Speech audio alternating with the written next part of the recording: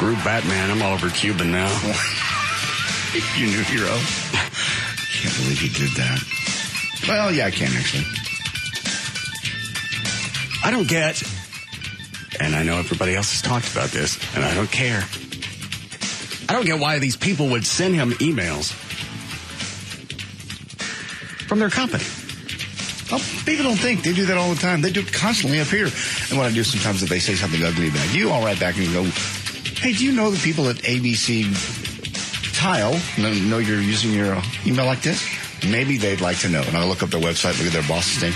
Possibly Billy would like to know at extension 214. They don't think. I guess they send out emails just so often each day they forget that either their company name is in with their email address or they've got signatures on a lot of them. On the bottom of them, yeah. All right, I got to ask, what did Cuban do? He's getting advice on how to handle Josh Howard to his, what is it? Is it Cuban blog or blogcuban.com? Okay. And they all came with names, and I think Mark even went out of his way to pull up IP addresses and include them. Different AOL information. You haven't heard about any of this? No. Alfie, see if you can get me a black person on the phone. I need somebody to say the N-word for me, because there's a lot of them in here.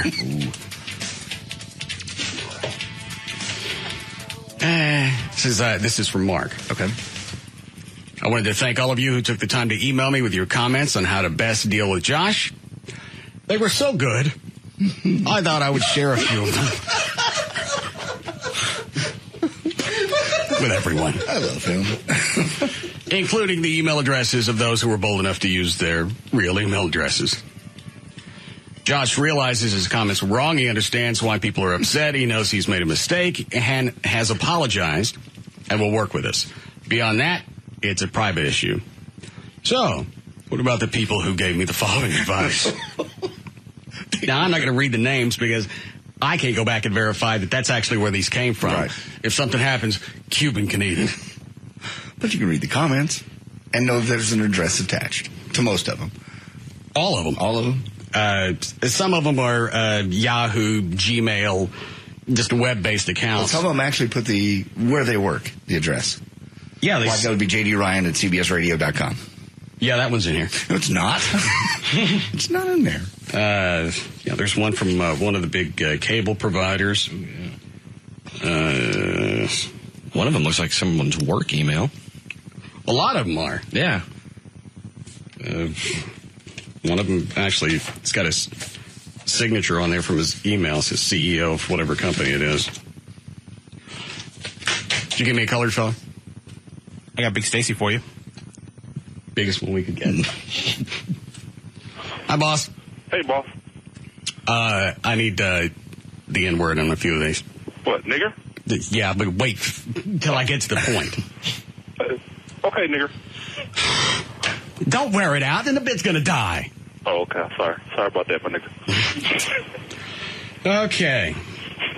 Here's the first email. Josh Howard is nothing but a dumb coon. Nigger. Someone needs to teach his... Actually, JD, why don't you read these? No. Yeah, JD, you read it. No. Someone needs to teach his monkey ass some damn respect for the national anthem. The next one. This a-hole is just as anti-American as you are, Cuban. What a disgusting bitch. These black... Different email. These black criminals that you people coddle and cultivate are the only the reason why I no longer follow professional sports. Sickening. Very simple. I won't need you for a second, Stacy, so rest. Very simple email regarding Josh Howard and his recent actions. Please put your left hand in your left pants pocket and move it to the right. Feel anything? If so, take a stand and do something. Otherwise, it's very obvious what you're feeling and what you're made of. You may have a basketball team, but do you really have any balls? I'll be anxious to see what type of action you take. No one's got his email address. Let's see. Hey, Mark. I've always loved the way that you ran your team and respected a large amount of your opinions. Regardless, I have to stop supporting the Mavs. Why? Now, some of these are... Well, you're going to get a few. Well, that are valid or... Well written. It's input. It's the thing, yes. Regardless, I have to stop supporting the Mavs. Why? Because I don't support POS American-bashing people like Josh Howard. Tell that spoiled pansy that his lifestyle is only made possible by the marvelous experiment that is America. And to take his BS to Russia, he's going to talk down our national anthem.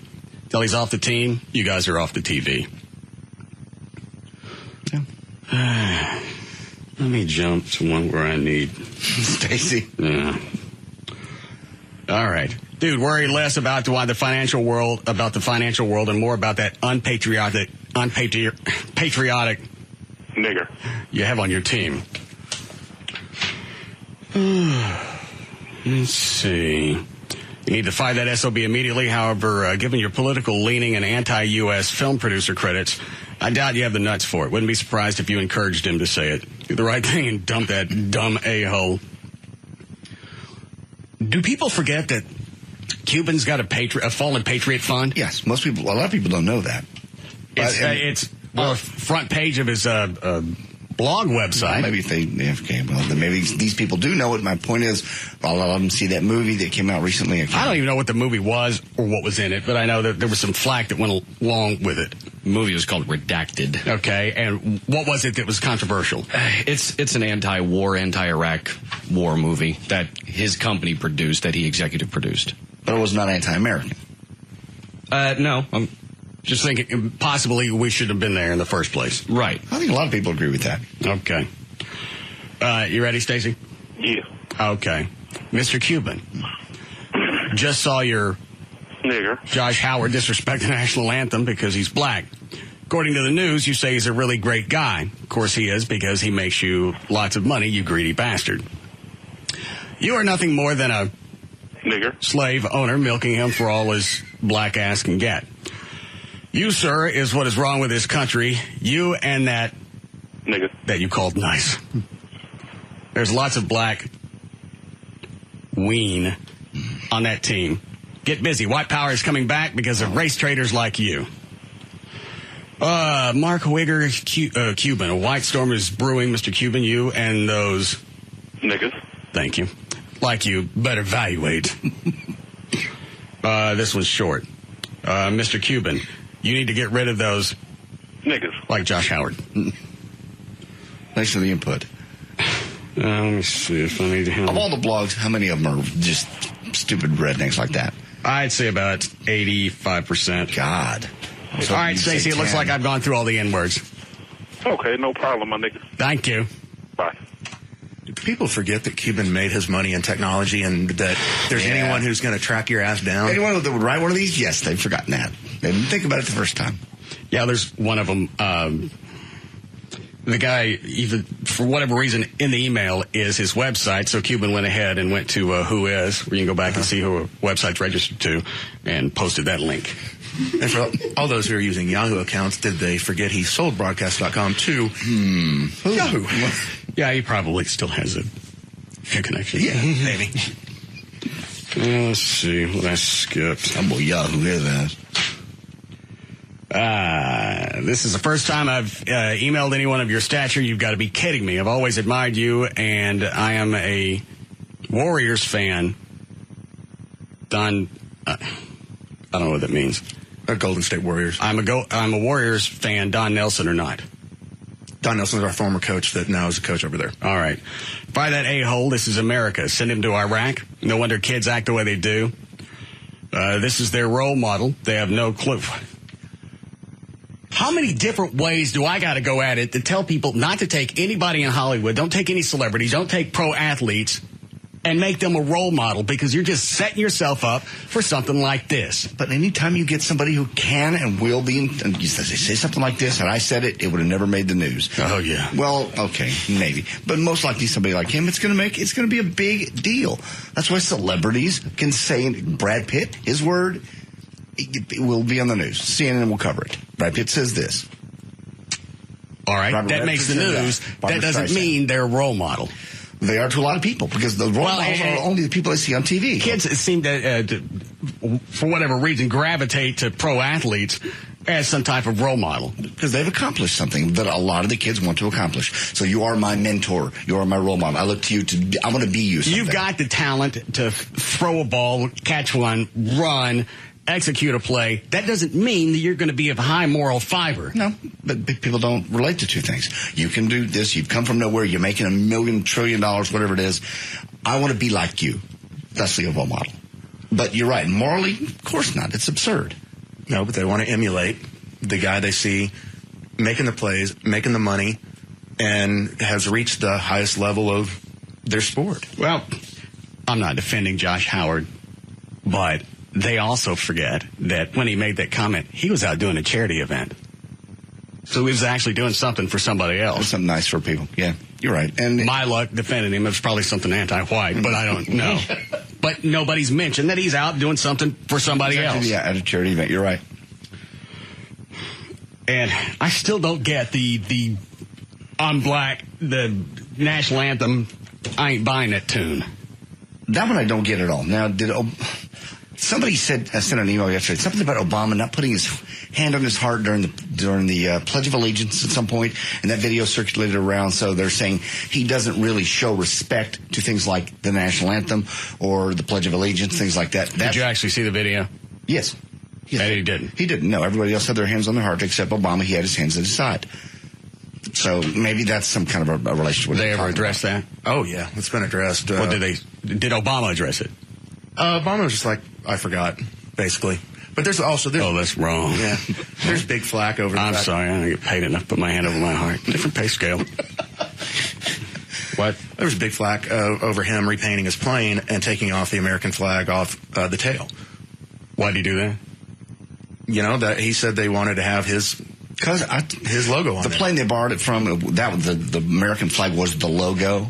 So they didn't take an American flag like the little one that they normally have on all the planes. They took a giant logo for National Airlines. It's their logo. So they took off a logo. That's all they did. And they put his logo back on. But because it happened to be an American flag, it was a big deal. Well, had he thought this out, stick an American flag on there someplace so you don't have to go back and deal with this. You're right. But because with the rumors of some type of Muslim ties, he's going to have to be overly sensitive of anything he does, especially if it comes off as anti-patriotic. It's so ridiculous. It has nothing to do with how he run the country. The logo on his tail. Let's see. I think I already read that one. They have no clue. This goes back to the role model. No wonder kids act the way they do. This is their role model. They have no clue what we've been through in our history and how we became this country. We all have faults, but it's not the 60s. If it was, he would have been hanged. I suppose that he thinks that all firemen, police, and innocent citizens of 9/11 should have died also in America. This could happen, and it's not the point that he's... All right, how do you bring those two together? Because you're just grasping at straws. It's 3 o'clock in the morning. You're bored on your computer in your underwear. And you're stupid. I read that one. And you don't think it'll ever show up with your email address attached to it. Dear sir, how dare you defend this Josh Howard piece of S? Doesn't like America? Well, screw him. I've been around this world defending America. Hell, I haven't even had the opportunity to live in my own country since 95. As long as you protect him and make excuses for him, you carry equal guilt. I could retire on 1/20th of this a-hole's salary, and all he does is play ball and trash the country. Dude, it's not Cuban's fault that you were born without talent. It's not Josh Howard's fault. Again, if I owned the team, I don't know if I would have tolerated as much as Cuban did. What could you have done? What would you have done? It's your team, and one of your players said that. I think I'd taken him off the roster for a while. Just let him sit out and at least think about what he's done. That way it shows everybody you really understand this and respect it. Well, then you go back to this guy's talking about defending America. What Josh Howard said was exactly the reason you were out there doing it, so he could say whatever the hell he wanted. That's such a hard line. It's like somebody burns a flag. Well, kind of that's one of their rights. Let them burn it. Yeah, that's one of the rights. Because if you're going to stop anybody burning a flag, then you didn't really accomplish what you thought you did. That's exactly what this is. You can't make somebody have respect for something. But you can stop. You vote with your dollars. Quit watching the Mavericks. Don't go to the games. Let's see. Retired. All he does is play ball. Send him to reality where he should be bagging groceries or in prison. And this one's got the guy's full name. Middle, what he does, ISP. Oh, my God. Let's see. Yes, I read that one. Are you bored with these? No, it's amazing to me that, as you said, 80% are this way. I was hoping you'd say 10%. Well, they're all negative, but not all of them are written from white trash. Oh, good. Mr. Cuban, you and Howard, two peas in a pie. Don't think we've forgotten about the Brian De Palma anti-military propaganda film Redacted that you produced, Cuban. You might tell Howard the next time you talk to him that if not for America, he'd probably be throwing spears in Africa instead of free throws. Oh, Jesus. Then he ends it with Semper Fi. Sure, the Marines are part of that. To those of you, this is a comment from Cuban. To those of you who have read this far, I've added several emails since this was originally posted. In addition, some replies that I've gotten. And there was one from a guy named Jeff. I didn't even highlight his because it wasn't that bad. But he sent an email back to Cuban. I'm so damn mad at myself right now. I can't stand the thought of people thinking I'm some sort of bigot or racist. My kids love KG. Who was that? Kevin Garnett. Who was that? He plays for the Celtics. He was the first of the players to come out of high school. He's a great player. He's a basketball player? Yes. That's what I want to know. I was happy to finally see him get his ring. He's a hero in our house. I feel like an idiot. Thanks, Jeff. Let me see if I can find his. A couple of them have taken time. Well, the one that was from the Jeff guy wasn't didn't have really anything racial in there. I can't find it, but you would think with that type of apology, it was one of the ones that said, you better get that N off the team before you go down with him. Some people, do have level heads. And then again, you're right. People think they're so anonymous with email. You're in the little dark room by yourself. I'll tell him. Well, you don't know whether to give them credit or not because a lot of times it's just a drive-by. Yeah. They'll make a comment and they'll do it from an account where your name's not a part of it. You don't give them any credit. At least all these dildos gave some kind of contact information so you get some feedback. And Mark helped find the other ones. Hold on. Are we doing, Chloe? Need a break. What's wrong with the phone? Yes, Ann. Hello. Yes, ma'am. Can y'all clarify something for me when you were talking about putting his hand over his heart or not? I go to some sporting events, not many, and I see the people putting their hands on their heart for when they sing the national anthem. But aren't you just supposed to put your hand on your heart when you are doing the Pledge of Allegiance? I don't know. I've always done both. Yeah. I don't stand up, though. You do both? You do. I've seen do both, and I just didn't know which it is, so. And if I'm being disrespectful, if I don't put mine on my heart when I'm singing the anthem. So if you can get that figured out for me, I'd appreciate it. Well, I just do it regardless, so you don't run into any problems. Thanks. And again, with Obama, regardless of what it was, stick your hand over your heart just so nobody's got anything else to point at so we can focus on what you're going to do for the country or not do for it. And then we can go that route. And people are watching. It's stupid. Well, I'm not going to do it. I forgot. You forgot? And the picture that they took, you couldn't have found a more damning picture because he is almost in the forefront where you've got Clinton and somebody else in the background. So everybody's got their hands over their hearts, and he's standing there with his hands in his drawers. And he just looks bigger than everybody else, and he's just at the front of the stage. It was a bad photo op. Any more of those before we break, Alfie? There's a Marine online, too, with clarification about the anthem. Okay, good. No, wait, this won't eat at me all day. Yes, Scott. What's up, boss? Just real quick, Obama has uncles that are in the military.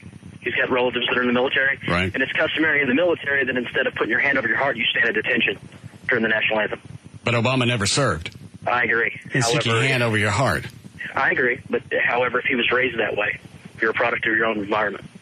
And I haven't seen John McCain during the national anthem of the pledge. I'm going to guess his hand is exactly where it needs to be, even though he served. Right. He could get away with just keeping his hands by his side. I concur. It's just a view. All right. Thank you, sir. Thanks. What? No, I was just going to say, yeah, I'm sure he does. Just, those pictures are going to come up. Why do that? That stuff's going to come up. Why give anybody anything? Maybe his balls itched. I'm going to get this. This is a really inopportune time, but I'm itching bad. Man, when you got it, you got it. Yeah. I don't care how many cameras are there. Or I didn't wipe good that day. That one, you stop whatever you're doing. I pull over to the side of the road before when I've had the ass itchies, because that thing will eat at you like a Ebola. And it doesn't go away. Yeah, it does after you get a good scratch in there. Well, after you scratch it. Yeah. And the longer you try and just ignore it, you go, all right, I'll make it home, and you wiggle your ass around in the car seat thinking that's going to just get some blood there so it'll stop itching. That don't work. I think that makes it worse. You just see a photo op of the Star Spangled Banner going off, and Obama reaching around. There it is. I got a hold of it. Oh. Woo! I have to get 2-ply toilet paper next time. Now, nobody's looking. Time for a quick sniff. Everything's working. All right, we'll be back.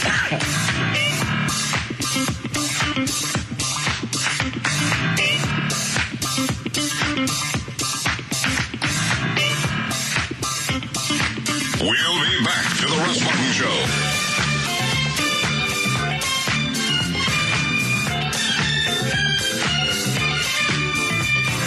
We are number one because of you.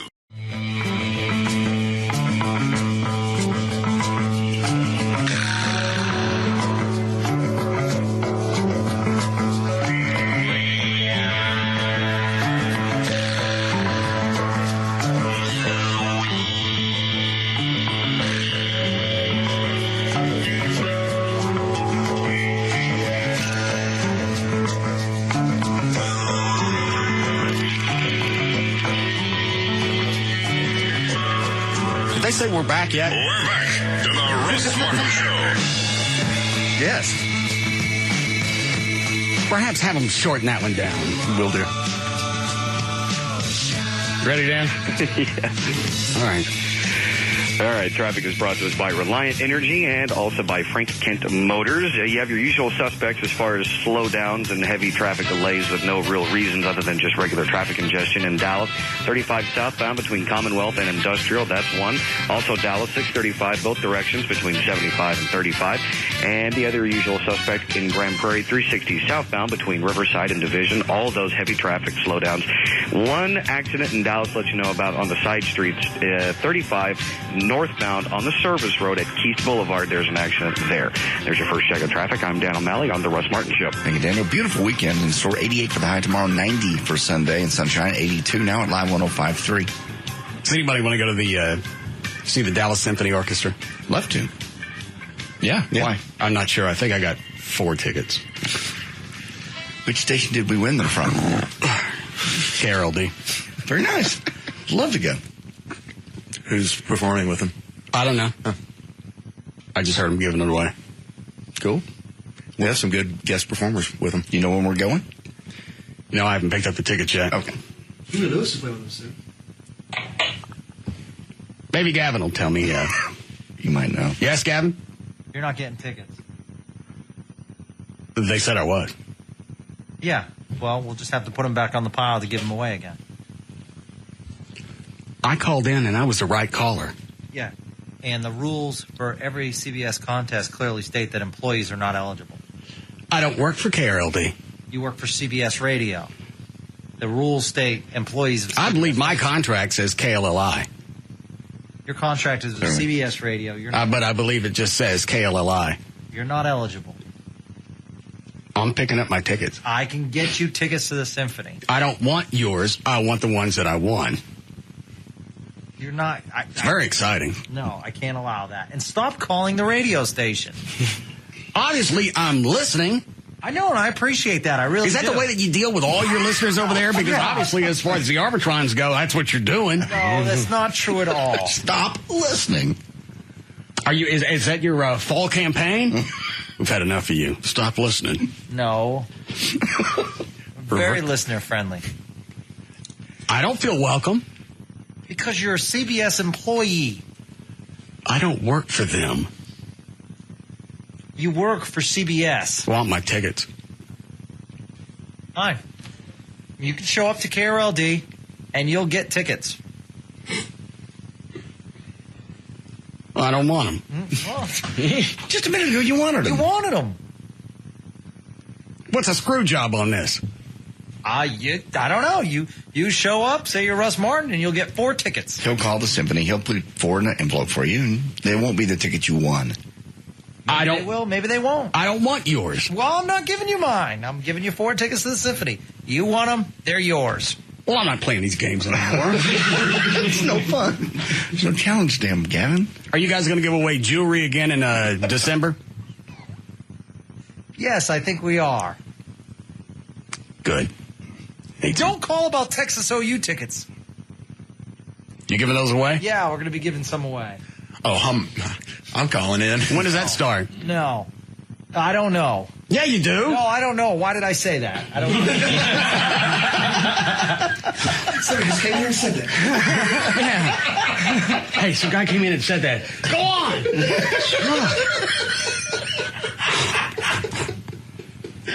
Well, it's got to be soon. Texas OU weekend is, what, 2.5 weeks away? Yes. When does that start? I don't know. It's going to be like in the next week and a half. Trey, pretty much any seat is good. I mean, any seat's worth money at least. Oh, yeah. I mean, if you're a Texas fan, you want to be on the Texas side. If you're an OU fan, you want to be on the OU side. But other than that. Okay. What do tickets normally run? If I win these on KLLI, can I put them on eBay? Yeah. Especially if both teams go into the game undefeated, you're probably looking at, I'd say, a minimum of $250 a ticket. It's going to be a windfall of autumn. What else you guys giving away? Man, I can set you up with whatever you want. You don't need to win it. I'm not sure, but I also think I got 3 Dog Night tickets from them. It's either them or K-Love. Probably a K-Love. Yeah, that's probably who it was. Where are they playing? I don't know. I haven't gone to get the tickets yet. But you won them. Yeah. You're just going to go over to Fit You and just hit all the stations you've won from. Oh, that's right. K-Love's in the same building. Uh-huh. Good. The elevator of prizes. Up and down. Just up and down the building. I go in with different disguises on every time. Gavin, could you just pick those up for me while you're over there? No. All right. I'll come by myself. All right. You ready for news, Dan? Sure. Okay. You want illegal here? What are you laughing at? Just prizes. What prizes? I just see. I can see you going on an elevator and just have a bag in your hand and then come up the other elevator and go, "Weren't you just here?" No, wasn't me. No. Yeah, you have that same bag with you. No. The mustache is not fooling us. You have a real one. Why are you having a plastic one? We don't get it. I believe the guy that came in earlier was wearing clown makeup. He certainly was. And we can still see where you didn't wipe it all off. Yeah. I'm here for my 3 Dog Night ticket. I'm sorry. Go ahead, Dan. No problem. News is, of course, brought to us by the Miss Live 105.3 pageant, which is tonight at 8 at Duke's in Bedford. Go hang out with Trey. He'll be there as one of the judges. Because he's being paid. Don't want to help us at any RMS band concerts because we don't pay you. It has nothing to do with it. It seems to be the correlation. No. You go out to one of these, if they pay you, they don't give you no cash, you don't go. This has nothing to do with being paid. I think it does. Well, tonight does, but me not performing with the band has nothing to do about being paid. It has to do with the fact I don't want to be on stage singing or rapping because I can't do either one. I think you use that as an excuse. No. To not want to be up with us. So what am I going to have to pay you to get you to do a song with the band? No, you know. $75. No. It's a good deal. Mm-mm. But you're going tonight. Mm-hmm. Because you're getting cash. They asked me to do it. I've never done it. You're a capitalistic dick. Go ahead, Dan. Today is Friday, September 19th, 2008. Birthdays today. Jimmy Fallon turns 34. Victoria Silvstedt also turns 34. Sanaa Lathan, 37. Trisha Yearwood turns... Sanaa Lathan? She's been in a bunch of movies. Alien vs. Predator was one. She was Love and Basketball. Brown Sugar. No. Is that all of them? Tyler Perry's new movie that's coming out, The Family That Prays. Yeah, I saw that. Go ahead. Trisha Yearwood turns 44. Rex Smith from Solid Gold. Yeah, he turns 53 today. Also, Joan London, 58. Leslie Twiggy Lawson turns 59. Who was that? Twiggy. Oh, the model? Yeah. Yeah. Okay. Jeremy Irons turns 60. Lawrence Clem turns 61. Who was that? Leader of the 70s rock group 10cc. Oh, I don't know him. Randolph Mantooth turned 63. From Emergency. Yeah, Station 51. Squad 51. Thank you. KMG 365. No, quit it. One up me. Joe Morgan turned 65. Who? Joe Morgan. What, is this going to be a quiz? It is now. All right. He turns how old? 65. I don't know. Baseball announcer for ESPN, Hall of Fame baseball player, played for the Cincinnati Reds back in the day. All right. Big Red Machine gives it away every time. Bill Medley turns 68. Righteous Brothers. Mm-hmm. Adam West turns 80. Mm-hmm. Mama Cass Elliott would have, she died on this day back in 1974. Mamas and the Papas. Yes.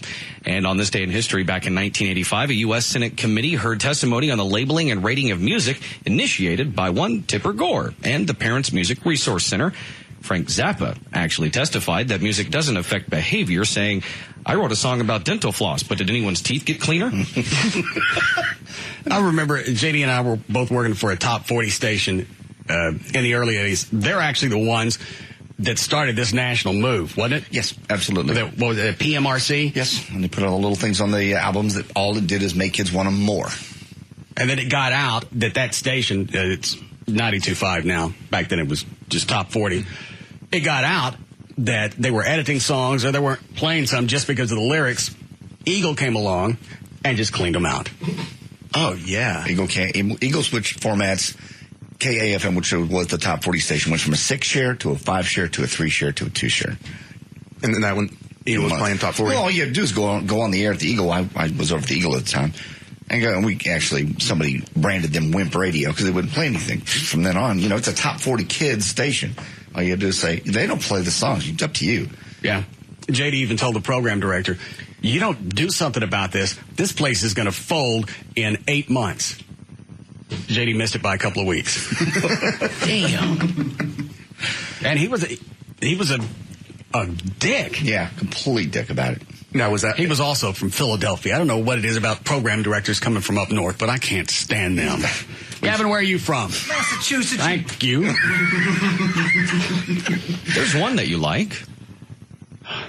Kurt Johnson, I think, came from Philadelphia. Oh, I didn't know he was At least before he came to Dallas. I'm not sure where he's from originally, but... Okay. Well, maybe he showered. Got it off of him. Yeah. That same guy we're talking about, we told the story before, was the one that told me that people in Texas don't care about the weather. Yeah, we're not going to get a color radar. Back then, the best you could do is if you got cable, there was one channel with color radar. God, I remember that. And JD told me, he said, could we just get that, at least for the spring and the fall where the weather's most volatile? It's not. Research. We've done market testing. Nobody really cares what's going on outside. That's when I got it from his desk and went, thank you. And I walked out and went, we're doomed. We're doomed. Now, did he ever realize the error? Or was he ever given the chance to realize it? No, I don't know everything on that particular issue. No, he was just too big of a dick. I don't know why they come from up north down here and they're going to show the rednecks how you do real radio, what people actually care about. Exactly. We've done the research. They threw research in my face. I'm like, you're telling me people? I didn't, obviously, because he was the boss. You didn't go, you're stupid. I go, you tell me people in Texas don't care about tornadoes? You actually went back by his office. This was a few days later. He was hanging up one of those record albums and pictures, and JD went, no. Don't use anything with nails. High rise. Put it down. You're not going to be here long enough. I wrap that up. God, that had to be fun. Yeah. Well, he didn't get what JD was talking about. I got it. And on Saturday, celebrating birthdays, Gunnar and Matthew Nelson turned 41. The Nelsons? Yes. Easy enough. Yeah. And Nuno Betancourt turns 42. I know the band. Ever Extreme. Yes. Yeah. More than words. You got it. All right. He's the guitarist. Gary Cole turns 52. I don't know. Mike Brady. Brady Bunch movie. Oh, yeah. He's the one that played the father in Talladega Nights. Yeah. Oh, now I know him. Okay. All right. That's a cougar.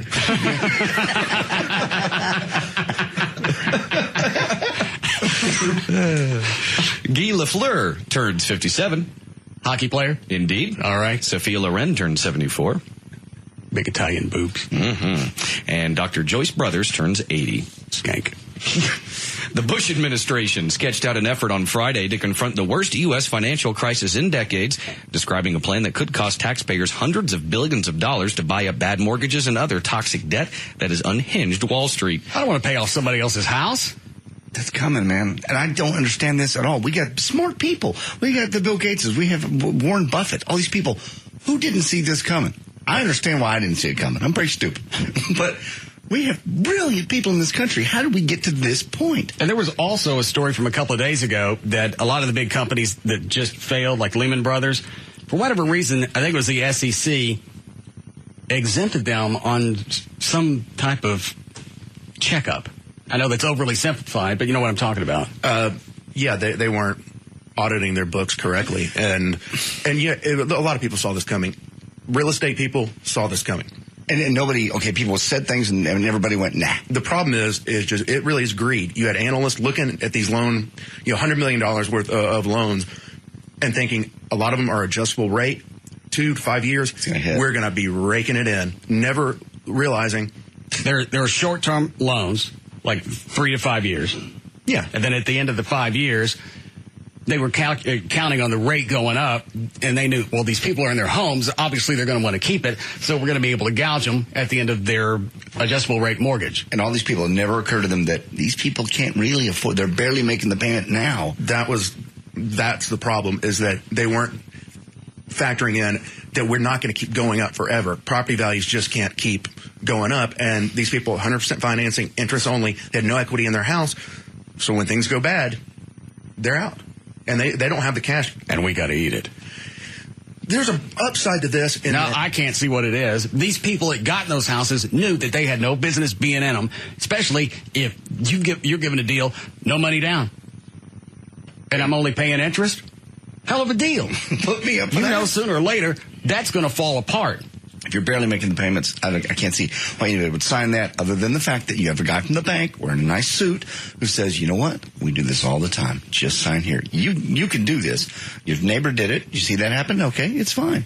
And you believe them because you don't deal with money every day. But and what happened is 5 years ago, people were doing it, and then they were turning around. They were selling their houses 2 years later. They made a nice profit. So everyone saw that and go, I want in on this too. And then a lot of people just got screwed. But this can be a good deal for the U.S. government because they're not buying just bad mortgages. They're just people. Why is this called a bailout? Because the companies can't. Because that sounds like we're just giving away cash. As a pilot. Bailout means you getting the hell out of this. Bailout bad. They want mortgages off their books, a lot of these companies, and the only way to do it is for the government to buy them. A lot of them are good mortgages, and long-term, they're going to if they're all good mortgages, why is it we're having a mortgage crisis? Why is this country falling apart? Because people, and why is it they expect people with jobs to compensate for it? Because I'm really getting sick of that crap. Because you're the one with money, especially if you make over $250,000 There are a lot of people with cash that are making maybe 50, 60 grand. You're still going to have to eat that. Yeah, everybody's going to eat this one. Anybody's got any cash left. Like I said, long term, this could be an investment. I don't care about long term. It's not an investment. We don't do well with our cash. We squander it. We pay too much for everything. We're fools. It's like the AIG thing. That may turn out that's going to be a really good investment. Might turn out, but this government doesn't seem to do well with investing. They had to do this. They didn't have to do nothing. To save the banks and ease. People, it is so hard right now to get financing I'm not for paying anything. Taxes anymore. I didn't pay my house payment either. Solidarity, brother. You and I can spell each other, keeping people out of our asses in federal prison. Okay. Got your back. There's one behind me, isn't it? Yeah. I can't help you with this one. You better push. Just relax. Just let it happen. Damn. We're talking about I know you're sick of this, but you're talking about hundreds of billions of dollars. Where do we get this money? Where does this money come from? We issue 30-year Treasury bonds. We make it. That's what happens when you got the keys to the printing press. Look at that. Short of cash. Fire it up. Plug it in. If I run my house like this, I don't have a house. Yeah. If something were to happen to me with my own finances, say I'm making $35,000 a year and I got a family, They're not going to bail me out. They're not just going to give me cash. Granted, if you get over your head, you can declare bankruptcy, but that's not really going to get you out of everything. Government doesn't step in and go, all right, here, you screwed up this time. We're going to help you out. Would we like it? It's not fair. I don't like it. Well, when you can issue the most secure investment in the world, you can issue them all day long. Because the day our T-bills... Why are we trillions of dollars in debt? Red, black, whatever we're not supposed to be. Red. In the red. Because right now... Because we can't handle our finances, and I don't want them coughing up $100 billion to bail somebody out. A government should always basically run it in a deficit. It's just how you manage it. That's stupid. It's stupid, but government, I mean, this is Keynesian economic theory. The government needs to run at a Don't deficit. get collegey on me. What kind of theory? Keynesian. Keynes. He was an economist. He basically the founder of our modern day economy. In his theory, but what he said is government has to run at a deficit because you want the government constantly pumping money into the system. Well, you can pump money into the system without operating in the red. Here's a Martin theory. That's duck. Go ahead, Dan. I like your theories better. A lot easier to understand. Yeah. Well, speaking of taxes, Democratic vice presidential candidate Joe Biden says it's patriotic to pay higher taxes. That's number 93 if you want to hear the audio. I thought we already heard this. Do we hear him talking about it? No. Yesterday on Good Morning America, Biden was talking about Barack Obama's plan to give most people a tax cut by asking people who make more than $250 a year to pay more. Okay, I see it. Something along your drive. Call us on the tip line and put it back at 214. All right, what am I getting? Oh. I've got KLLI playing through the console. Oh. I was trying to win tickets when I was here at the station. When you're not terrorizing Chloe early, you're trying to win tickets on KLLI. Well, they didn't give anything away between 2 and 3. Bastards. I came in because I got all these different phones. I figured I had a better shot. The available lines. You can just dial 0 and actually the operator of KLLI will pick up. You can say, put me through. Really? Uh-huh. How come it doesn't go to our front desk? Sometimes, I don't know. Sometimes it actually goes to KLLI. Everything goes to the Fitzhugh building. I believe so, yeah. Yeah, when you hit 0, it usually goes straight to Fitzhugh, then it gets rerouted back over here. If you want to call the front desk here, you have to dial the specific number, I think. And I can do that on this phone? Mm-hmm. Should be able to. No. No, not on that one? No, that's on a different system. It has to be on an office phone. Oh, all right. Well, I'll use one of the office phones. Have one of those put in here. We want to take money and put it back in the pocket of middle-class people. Anybody making over $250,000 is going to pay more. You got it. It's time to be patriotic. Time to jump in. Time to be part. Time to have your ass dragged around. Be patriotic. People in that tax bracket already pay more. Yeah. Not just more based on what they make. They pay a higher percentage. You're correct, but what his point is... His point is you're pandering to most of the people that are going to vote. You're pandering to the largest amount of voters. Your upper income are going to be a small portion of that. And what do you care if you piss them off? Of course, you're trying to say, hey, those rich people, it's time for them to save you again. Why would they paint rich people as being satanic? Not satanic. You're trying to say... That's exactly what this is. We're going to give back to the middle class. Lord, you're not satanic. Most people I didn't say I was part of them. Most people don't have that kind of money, like you said. So he's going, those people should be paying, and you're right. And 80% of people are going, yeah, that's who needs to pay. It's about time that we level things out. I'll be damned. Are they going to send me a check directly to the house? I got to get up and go get it. We want to take money and put it back in the pocket of middle-class people. Anybody making... Does McCain's have this theory as well? Oh, no. Oh, good. over $250,000 is going to pay more. You got it. It's time to be patriotic. Time to jump in. Time to be part of the deal. Time to help get America out of the rut. And the way to do that is they're still going to pay less taxes than they paid under Reagan. You suck as a cheerleader. He's trying to relate it back to Reagan. Cut 95 is Palin responding to Biden's comments. All right. How we doing, Chloe? To them, Joe Biden said it again today, raising taxes is about patriotism.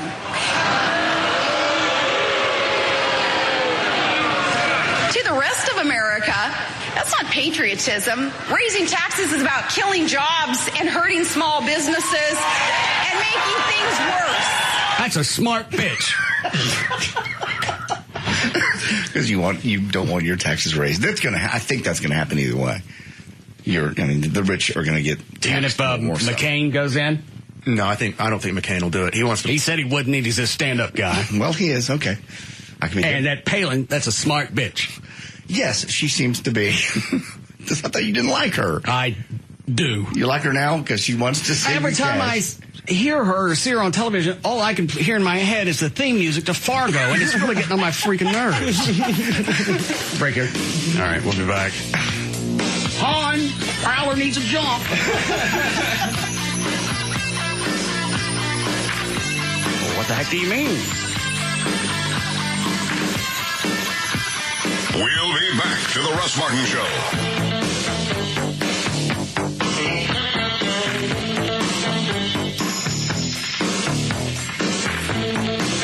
Audio stimulation.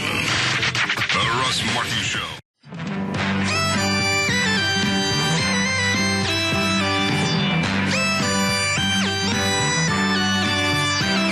We're back to the Russ Martin Show.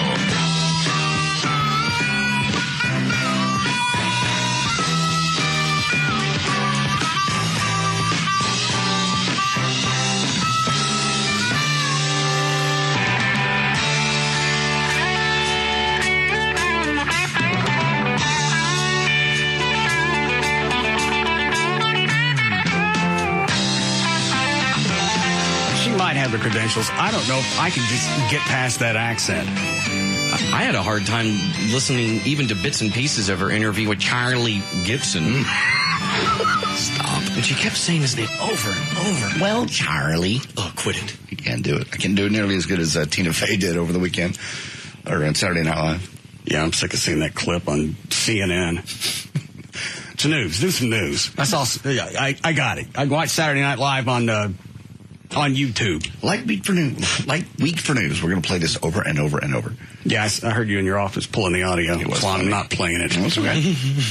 Better to have it and have you not want it. I don't want it. I don't have it. Then I'll erase it. Palin sound. Who's the actress from Fargo? Frances McDormand? Yeah. Sounds just like Palin. And that's all I can hear anytime she... Where was a clip? There was a clip from Palin earlier. That would be you, John. I think it was 95. I found it. I got it. To them, Joe Biden said it again today. Raising taxes is about patriotism.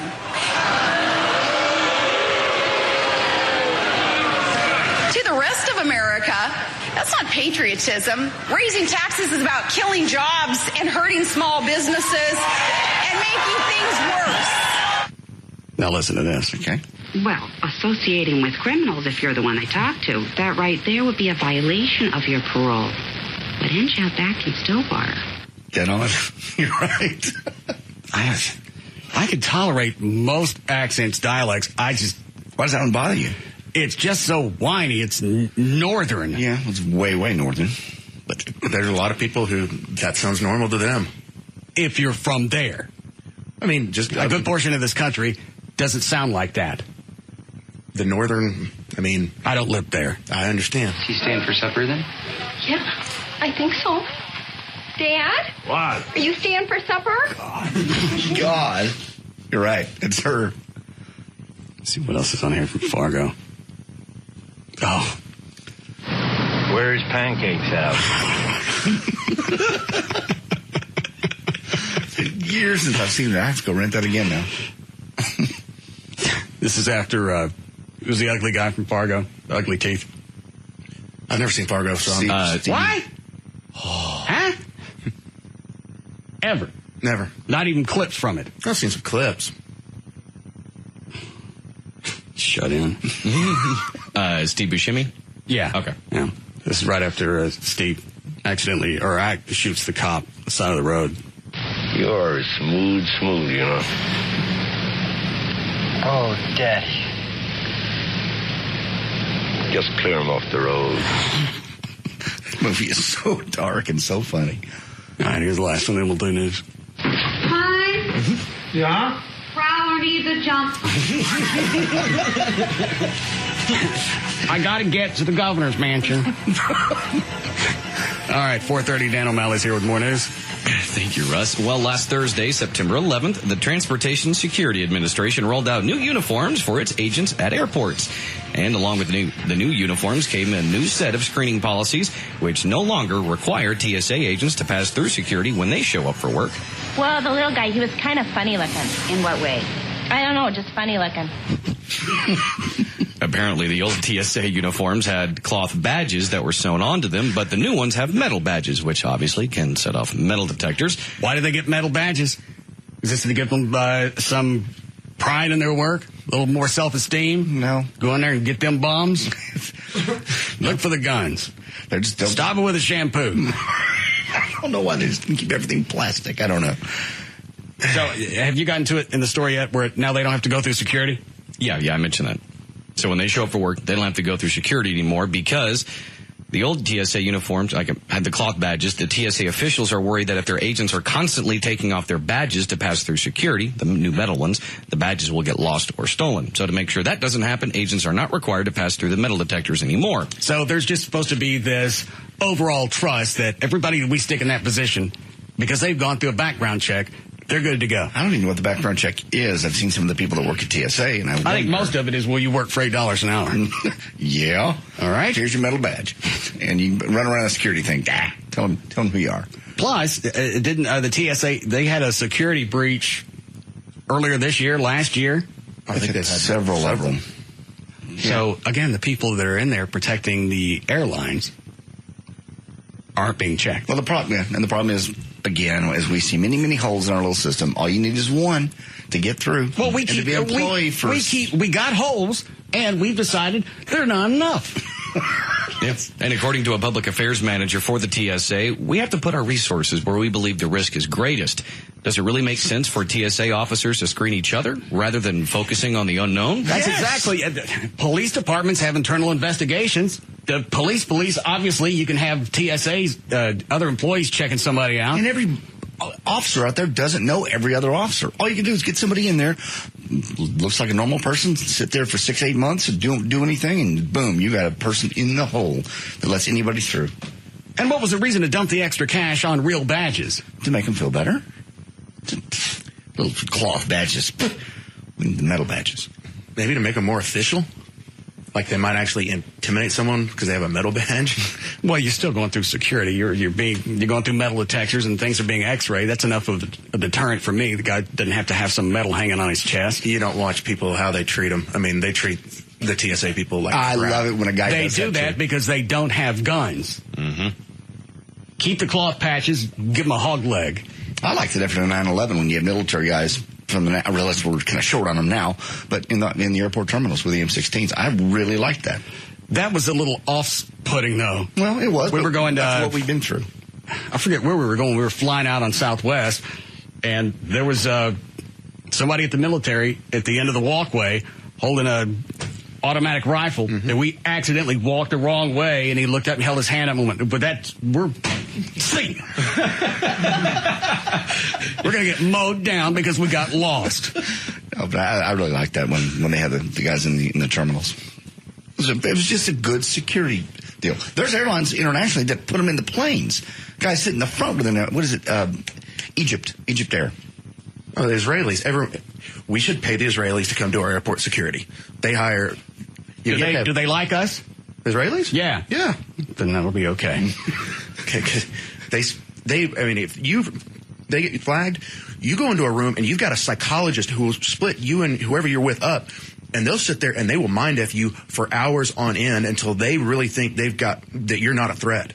And they're also, when the Egyptians, I think it was Egyptians, hijacked one of the airlines, they sent in the sniper team, took them out. They got it handled. And they profile. Yeah. We profile? Not officially. No. They officially do it. They have a poster. We have a little thing that says, don't bring on lighters. They have to say, don't bring these people on with you. Ahmed! Chess over here. Bro, you got it. Is that so bad? I'm not saying. Other than the terrorists would just change their... It's bad if your name's Ahmed. Well... That's unfortunately part of the post 9/11 thing. That, and don't ever go to the observation area after 7 o'clock. Yeah, but I understand, Stop tanning.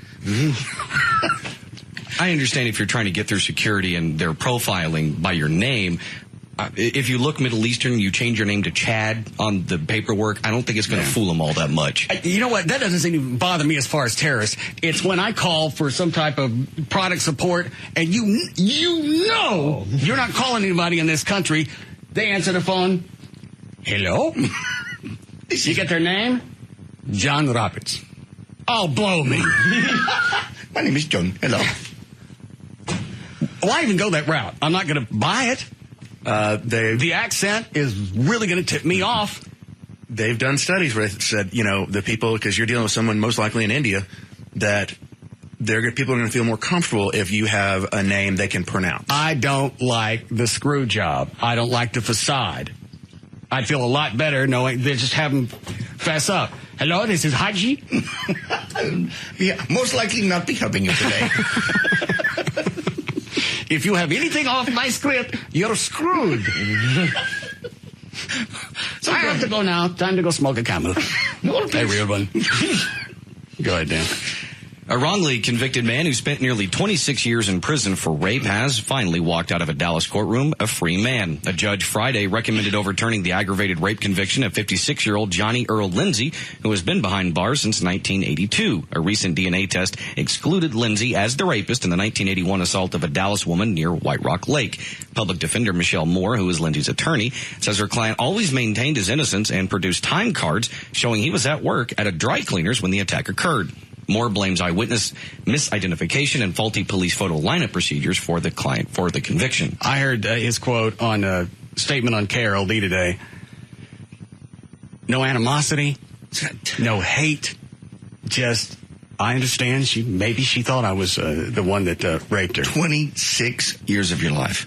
How do you walk out of there not pissed? You come out, in your mind, I got me a rape card. No, but you have 26 years. I mean, at that point, do they go back to sue the state or wherever and try to get some money? I don't think there are any reparations in something like that. They give them some, but I mean, it's measly when you consider the fact that they have no training, they don't know computers. A job, no nothing.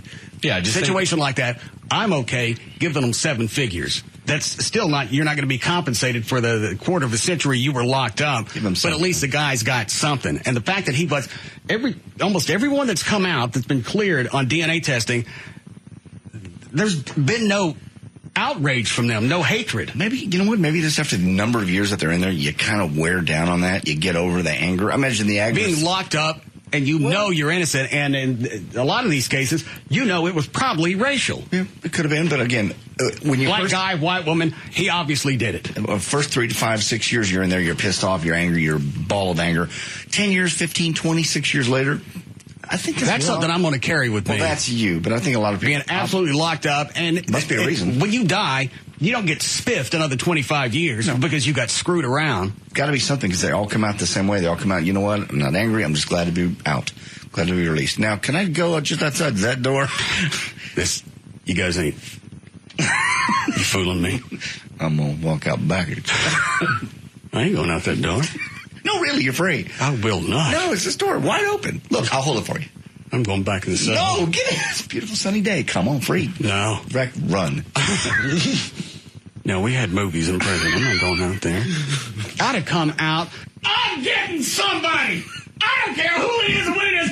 I got one coming. No, you don't. 25 years. Somebody's going to get it. Stay in long enough to be one of you.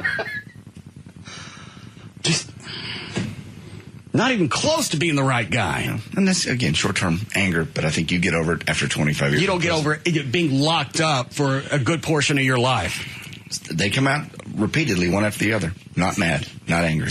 No, there's one. He came out. Maybe they're setting us up. Oh.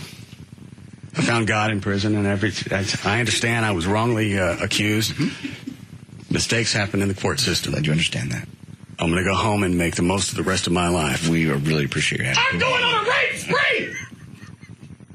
You'll be back in here. Ah! You don't get a free card. I got one! You don't have one coming. I done did the time. Well, it's time for me to go do the crime. Ha ha! Sammy Davis Jr. is a genius. No. How we doing, Chloe? All right, good then. The Bible and beer. Hell yeah. Believe it or not, the two can go together. In fact, it's been happening every Sunday night for nearly a year at the First Bar, that's PHY, in downtown State College, Pennsylvania. Jeremiah Kingship, pastor of the First Church and part of Penn State's Christian Student Fellowship. Road trip. What? Road trip. You've got churches here. You get beer. They don't give you beer. They don't give you beer, no. A few of them give you wine and crackers. But no. They don't give you enough. It's actually a very good idea. It's similar to the way the churches do here now with the multimedia presentation, more or less. They give you beer? No, they don't give you beer. Screw wine and crackers. Give us beer and peanuts. But I mean, they make it more palatable to be there. But if you're having to make it palatable, I don't really want to be there. A lot of people think of church and they think of the old robes and candles and, the old prayers. But if you can make it more of a show, pub atmosphere, Bud Light, where you're just people are relaxed. This is an actual. Don't say Bible, say bull. Jesus, always worth it. Actual Jesus had beer. Stop. Is this an actual bar or is it a church? Well, this guy says, I've been going to church all my life, and it's time to take the church to the people. Exactly. We're taking it to them just like Jesus did in his time, added Buzz Roberts, another minister with CSF. One student experiencing the service for the first time said that many students aren't interested when you invite them to a typical organized church service. You got a Jesus kegger. No, you're just making it more relaxing, a more relaxed atmosphere. People don't get in there and get drunk and throw up. Yes, no, this is an actual bar. It's a bar. I know that. That's what Dan just said. So it's a bar. Yeah, you're going to go in there and you're going to get toasted. I think it's to have a beer or so, not to throw up drunk during the service.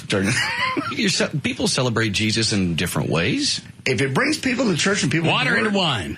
Yes, he wants us to have it. I agree, but I'm just saying this is not too far from what they're doing at my church. But they don't give you beer. No, we have. Well, then that's not even close. Well, don't equate some type of video presentation and Krispy with Kreme donuts. God me. What? Yeah, you don't get your church. You don't get a benediction and a Jaeger bomb. No, this one you do.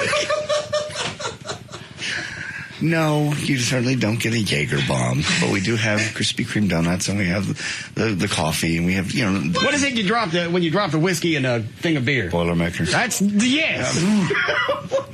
You want that in church? You can drink anytime. This is just to bring people in and get them relaxed. I don't like to stop while I go to church. And I believe liquor does relax people. Well, these people are geniuses. I'm not against it. I'm saying it works. Yeah, Jesus, hell yeah! Come on! Get him. J-Man. Special on... J-Man's in the house! Lord. I'm empty. All right. I'm going to lose on this one. They let you smoke? It's a bar. Sure. You're right. I would imagine. What's the difference?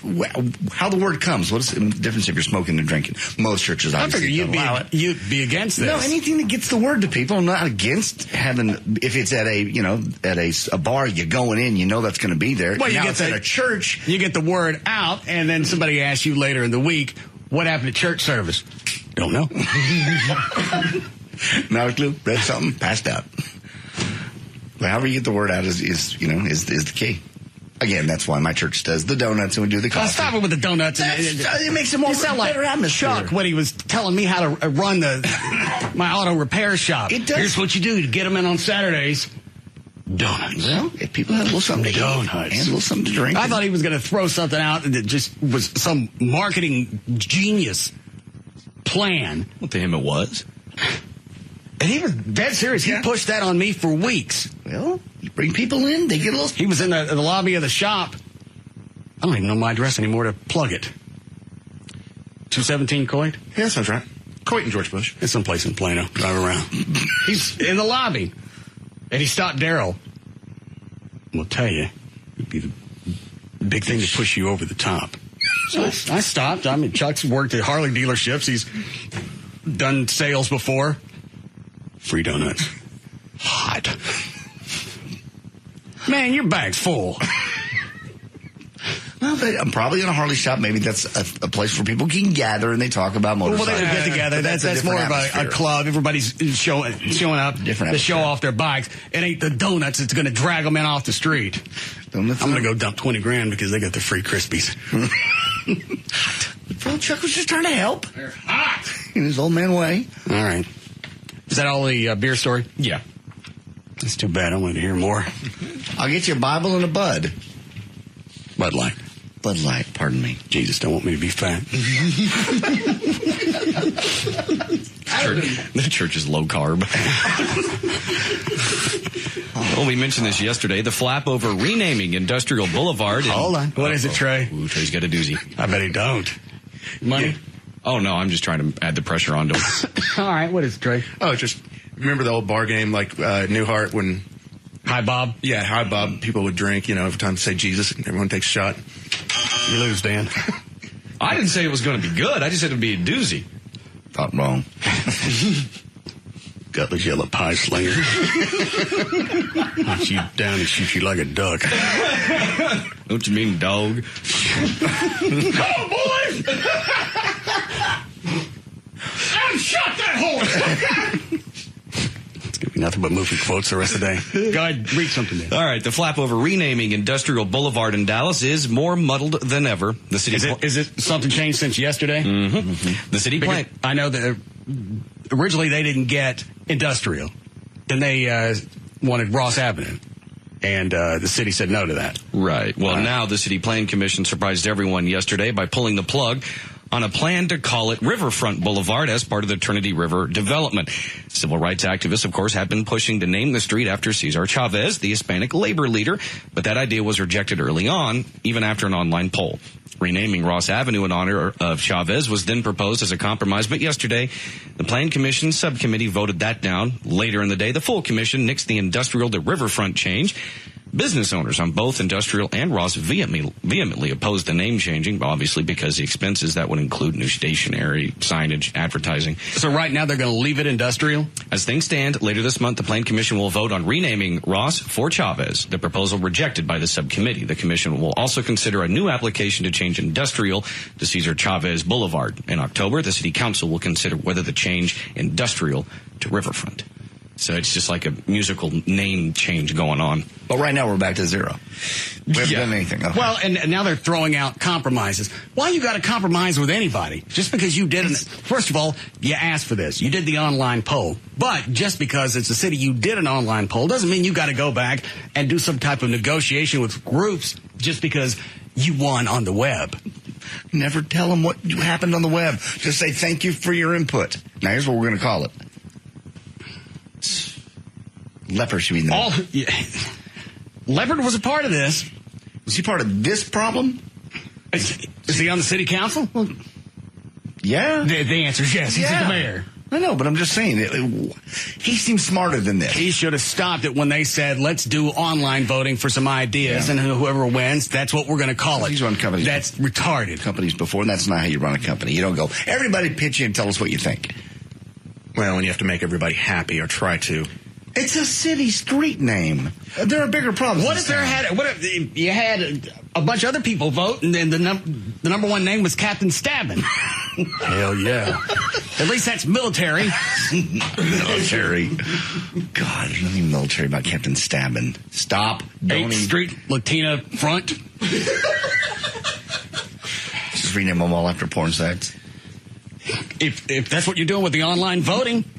You're screwed. Yeah, that was a stupid call on their part. 2 lanes, 1 cup. No. No. I like sleeping Tushy's Boulevard. No. Stop. Don't. You wonder why the mayor won't call us anymore? I don't know why he won't call. Because you won't come up with these great ideas. The governor won't call you now. The mayor won't call you now. Blacks on Blonde Way. Oh, God. No. Dog Fart Boulevard? All right, we'll be back.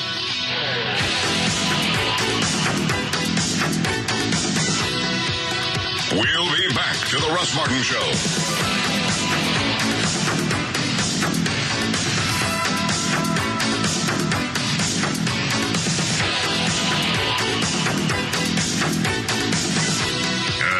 what's next, but we do know it'll be good. The Russ Martin Show.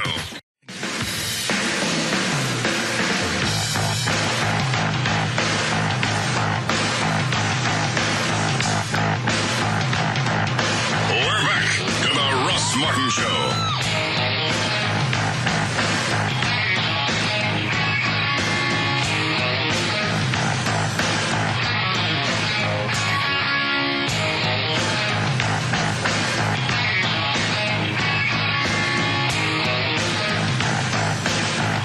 Ready, Daniel? All set.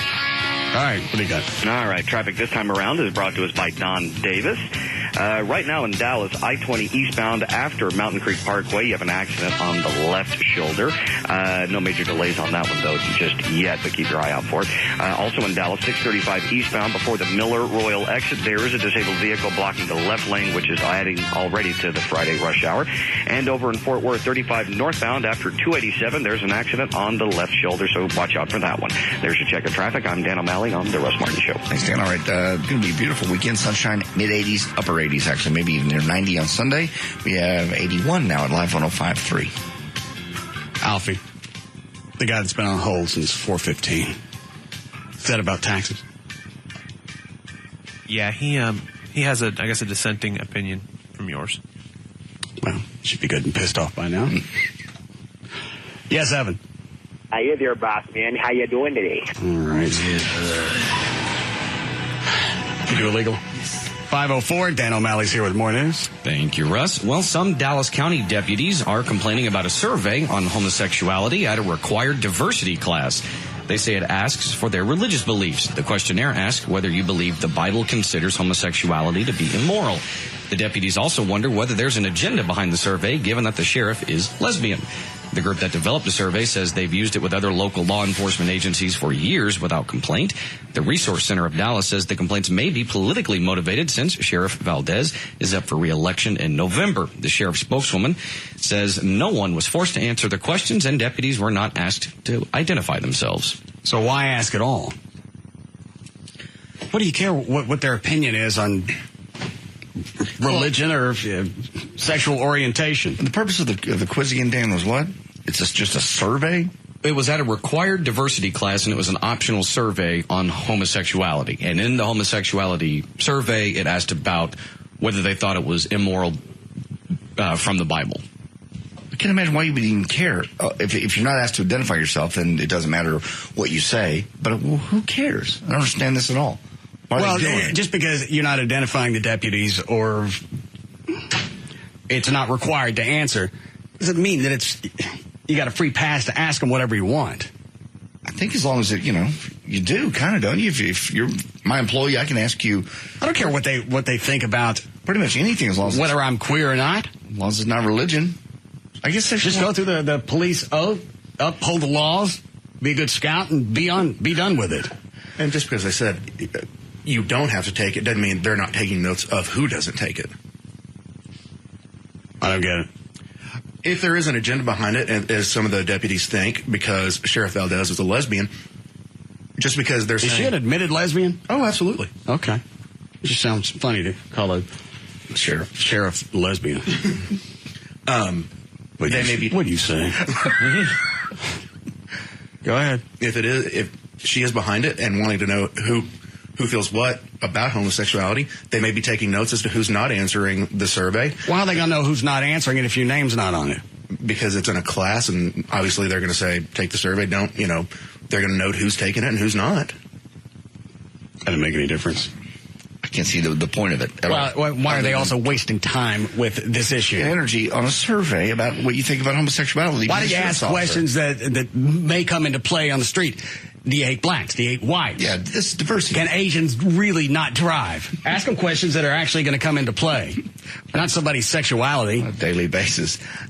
Again, I don't understand the diversity, why you even ask a survey about this, but they obviously have a reason. No, they don't have a reason. Well, somebody spent the time and energy to put it together. That doesn't mean that there was a reason. There's a reason. Somebody sat at a desk. All right, what is it then? What do you care if a police officer has any take on either side whether homosexuality is immoral. Unless you're going to identify Is it against the law? No. All right, then don't ask me about it. Ask me things that are pertinent to the law. If you put it down and you put your name on it later, if there's any kind of issue, I can go back and go, well, yeah, Russ did say he has an issue with the queer. That's the only way. I have no idea which side you're arguing. Do you understand what he's saying? I don't understand the point of the survey. I just said that. That's what I'm What you said. What do you care if your name's not on it? But if you put your name on it, then there's a reason to do it. Maybe. There's no reason, regardless. So why? I understand that. That's what I said to begin with. I got no clue what you're saying. That's what I said to begin with. There's no point in it. Anybody understand him? Nope. Chloe? There's no point in it at all. You didn't say that initially. I said that the very first thing I said. Why would they do that? It's the very first thing out of my mouth. Eh? Oh, shut up, all of you. You don't need to be rude about it.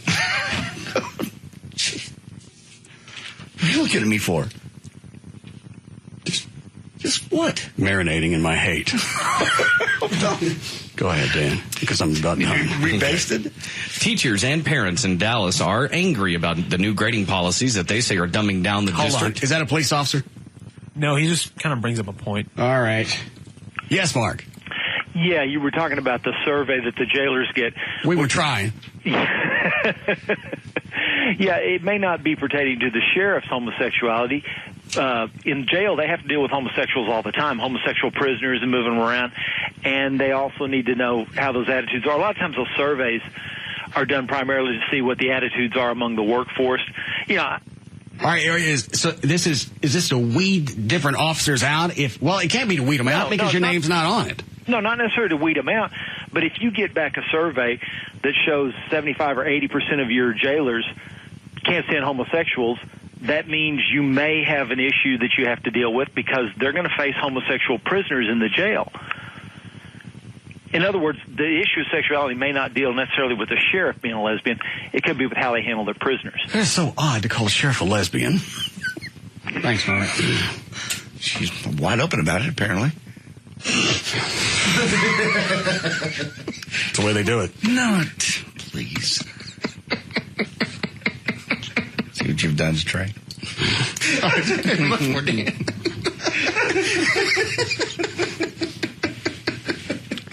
You've made Dan turn pink. It's bad enough he's already mentioning the lesbian sheriff, but you got to put a visual to it. I didn't mean it that way. Oh, please. I didn't. I don't know which is worse, the fact that you should have intended it or that it was an accident. It was an accident.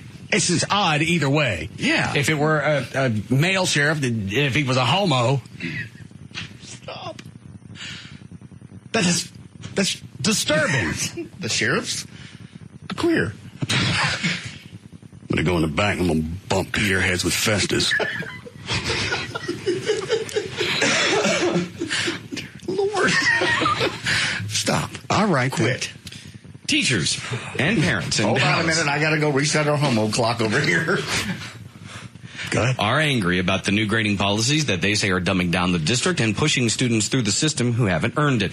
One of the most contentious of the policies allows a student who fails a test to retake it, with the lower score being tossed out. Dale Kaiser, president of the National Education Association, the teachers union, says instead of setting high expectations and the high standards and holding them to that, we seem to be wanting to lower the bar and give them an excuse not to succeed. Other grading policies include, for elementary and middle school students, only homework grades that raise the student's average will be recorded. Students must be given one opportunity to turn in homework assignments that weren't finished on time. Anything I turn in that's going to damn my grade, they're not going to count against me. And then they're going to give you multiple opportunities to, turn those things in. And if I don't, normally I'd get a 0, but they wouldn't calculate that in. No. And that also includes parents must be contacted before a teacher records a 0 in the grade book. According to one parent, Bobby Wilhite, he says, I think it's ridiculous. It's tough out there once you get out of high school. We're already namby-pamby enough for our kids. The new policies were put in place because Dallas has one of the highest dropout rates in the state of Texas. There was a survey last week or the week before, and I think it was 15% of college, what's your first year? Freshman. Had to take a fundamental reading. Oh, remedial courses. Yeah. Why? Had to go through it because they didn't get anything out of high school because obviously we're in a poor situation. And now is this DISD in the grading? Oh, yeah. And now they want to make it even worse when they get to college. How many percent? What was the percentage? I think it was 15%. Oh, my God. That sounds about right. Got into college but can't read on a college level. It wasn't just reading. It was, like Dan said, it was all remedial, basic math, science. I mean, you name it. Because that's part of that, and that's part of a lot of universities' orientation, days or weeks that you go to before you get to school, is you go through those placement tests. And if you don't score a minimum on those tests, they come back and say, okay, well, you can't start in English, 1300, you have to start in the zero classes. At first I was shocked, but now why would we be with this policy going into effect? They're just passing kids through. Why would anybody be shocked? Yeah, you've already got a good portion who can't do the fundamentals when they get out of high school. Now we're going to make it even worse. You're giving the kids no reason to actually turn something in. Well, you know why? If you don't do it, we understand. There are things to do outside of school. This paper's going to bring your grade down. No. We won't take care of that. Don't turn anything on like this again. Well, and if you do, it still doesn't make any difference. And it all comes back to money. The DISD, like it said in the story, has one of the highest dropout rates in Texas. You want to show that your GPA has gone up and you're not flunking as many students. And it's also that money from the government is based on your enrollment. And if you have kids dropping out left and right, now you start cruising them through, you're getting more funds to those schools. And this just came out during the last break. The DISD is now cutting 655 of its staff, and Hinojosa is going to take a pay cut. You're going to read the rest of that one. Over 600 teachers? It says staff. Well, that's probably going to... I doubt a lot of that's going to be administrative. Because they're trying to cut the fat. Yeah. I know that there were teachers worried about losing their job because the DISD couldn't manage their funds. Then they find out you got a $65 million shortfall. Because they hired a bunch of teachers that they didn't budget for. Yeah, they just... Oops, I forgot. So you mentioned administrative cuts, Russ. They said there will be 655 layoffs and a 10% cut in administrative staff. The people that are responsible for it, they're the smallest percentage that are being cut. The teachers who had nothing to do with it, they're the ones that are going to eat it. And ultimately, the students suffer. And the teachers' unions wanting Hinojosa to resign. He's taking a 5% pay cut voluntarily. Wow. Well, it shows team spirit. No, it doesn't. It's trying to hang on to your gig. Yeah. Because now you clump this together. The ISD GPA has fallen over the past several years. They had the $45 million credit fraud where they had teachers and administrative personnel with credit cards who were just running it up. Now you got $65 million where you're in the hole. At what point that doesn't speak well for the superintendent. Yeah, because those two combined are $100 million F-ups that should have been caught. Oops. At what point don't you just flush it and go, all right, we have to restart this. Start new. I don't know. You need to get Nolan Estes back. No, I think he's dead. I think he'd do a better job at this point. Yeah. Can't approve nothing. No. Point taken. Well, any of those, Alfie? There's a DISD teacher on line one. Okay. Yes, Leah. Hey, Russ. Yes, ma'am. I was calling about the grading policy. We can't even give zeros anymore unless we get the parent permission. We have to call the parent, notify them, or we can't give less than a 50. And Dan brought that up. What's the reason for that? Well, the grading policy says it's to help students recover from short-term failure. Well, but you take more than one test. You're given more than one assignment throughout the school year. You've got time. You've got a lot of chances to rehabilitate your grade. Exactly, I agree. So why give them? Know that the students all know that. So now they're like, I don't have to turn in my homework because you're not going to count it anyway. So they've already figured out the system. They don't try the first time because they know I have to give them a second do-over. What's to stop a student from turning in one good homework assignment, getting a good grade, and then turning in, if you can't count a grade that's lower, and then just turning in schlock for the rest of the... What he's trying to ask is, I turn in one good paper, I don't got to give you anything else for the rest of the year. Right, and they know that. And it really stinks because I have a couple, not that many, but I have a couple of students that actually care about their education, and they're busting their tail every assignment and getting hundreds, and it doesn't matter because their classmate turns nothing in, and they still get A's. Because if they get a 50 on homework, I can't record it. I'm not even grading homework anymore. You get a check. Because why am I wasting my time grading when I can't put it in a grade book? You get a check, so all I got to give you is anything with my name on it. Yep, I'll give you a check plus check or a check minus. Well, on a day-in, day-out basis, what kind of crap do you have to deal with these students? Pretty much everything. I had a kid bring a knife to school last year, and he pulled it on another student. What grade do you teach? 5th grade. Jeez. And what percentage of each class is mouthy? Mouthy? Oh, my God. They are.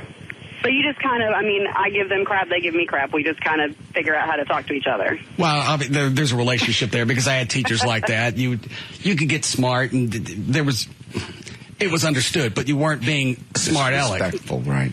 Because you were still afraid of them. But these kids are disrespectful. But it makes it, it's impossible to fail. And I can tell you why they've changed the grading policy, because we are trying to get this huge bond from Broad. Have you heard the Road to Broad? From the Broad family gives a huge bond of money every year to an urban district, and they look at your failure rate. And so the way to decrease your failure rate is to make it impossible to fail. Pass everybody, you get more state funding. Exactly, and our scores our percentages look better because they can't fail. And obviously, they're operating under the mentality of, you know what, we'll get them through high school. If they want to further their education, let them go back and take the remedial stuff in college. Let them learn what they should have learned. Yeah. All right. Well, our dropout rate is still high because these kids get passed on because they're getting too old to be in. I have a student that's 13 in 5th grade. And so next year, regardless of if he passes or not, he's going to go to middle school. And they get up to 12th grade and they can't pass the exit exam. And so they end up dropping out anyway. That's why I said at a certain point, just let them go. Either give them some honorary diploma. You know what? You're 13. Then you've probably gotten everything that you're going to get. Here. Thanks. A piece of paper. Thanks, Leah. Why waste the time with it? It makes a degree and it makes a GED totally useless. Useless.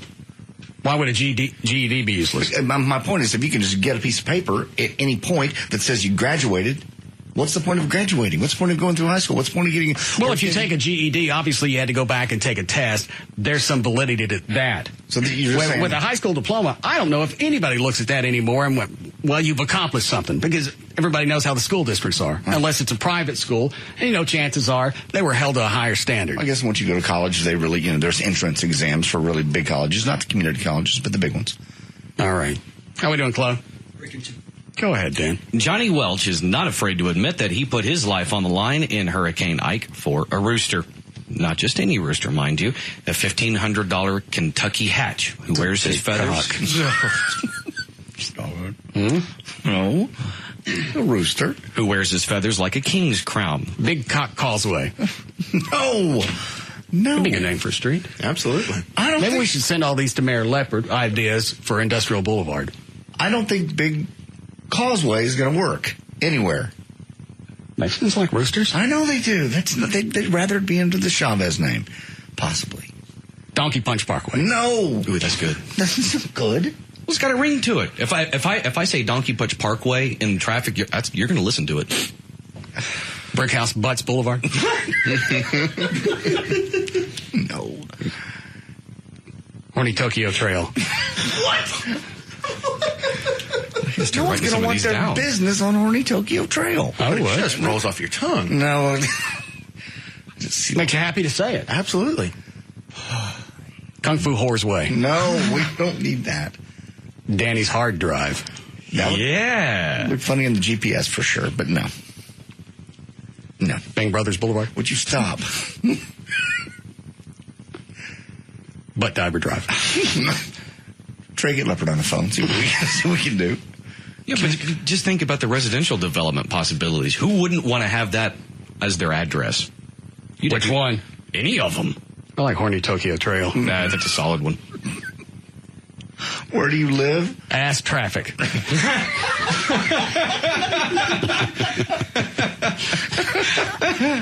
Okay, that one I like. Blumpy Boulevard. All right, I'm out. Excuse me. 3 years ago. The trash receptacle.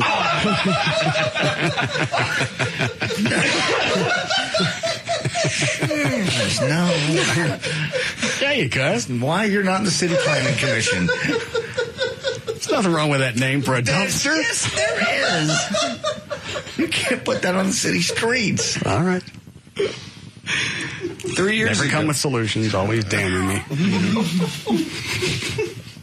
Anyway, back to the big rooster. 3 years ago, after they'd evacuated for Hurricane Rita, Welch and others waited nearly a week before authorities let them back into his unincorporated oil and fishing settlement in Shaved Asian Avenue. I don't think so. All right. None of these work.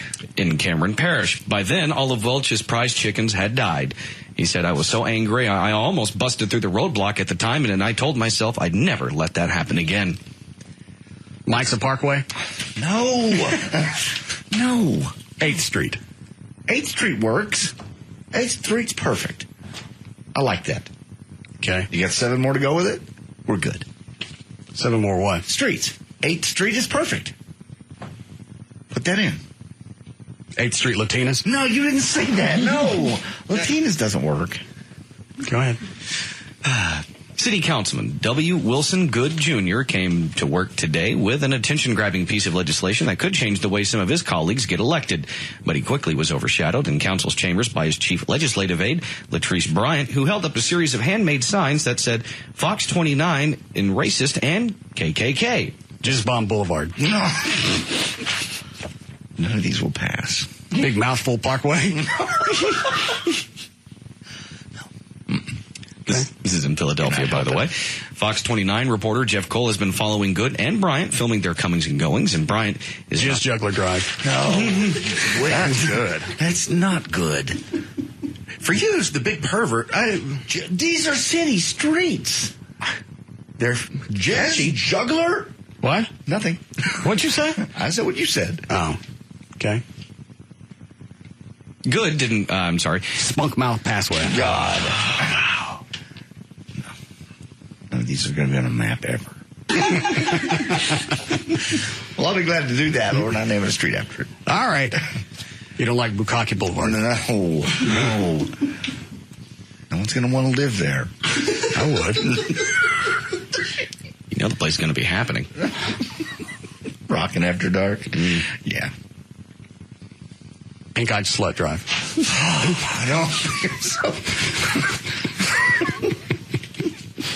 What are we doing, Chloe? Need a break? Okay. Vagina Viaduct. No! Makes sense, dude. Why does that center line look funny?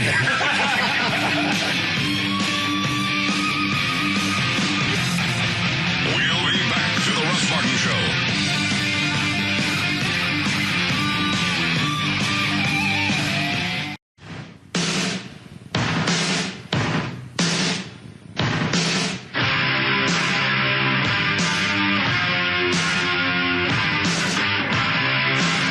We're back to the Russ Martin Show.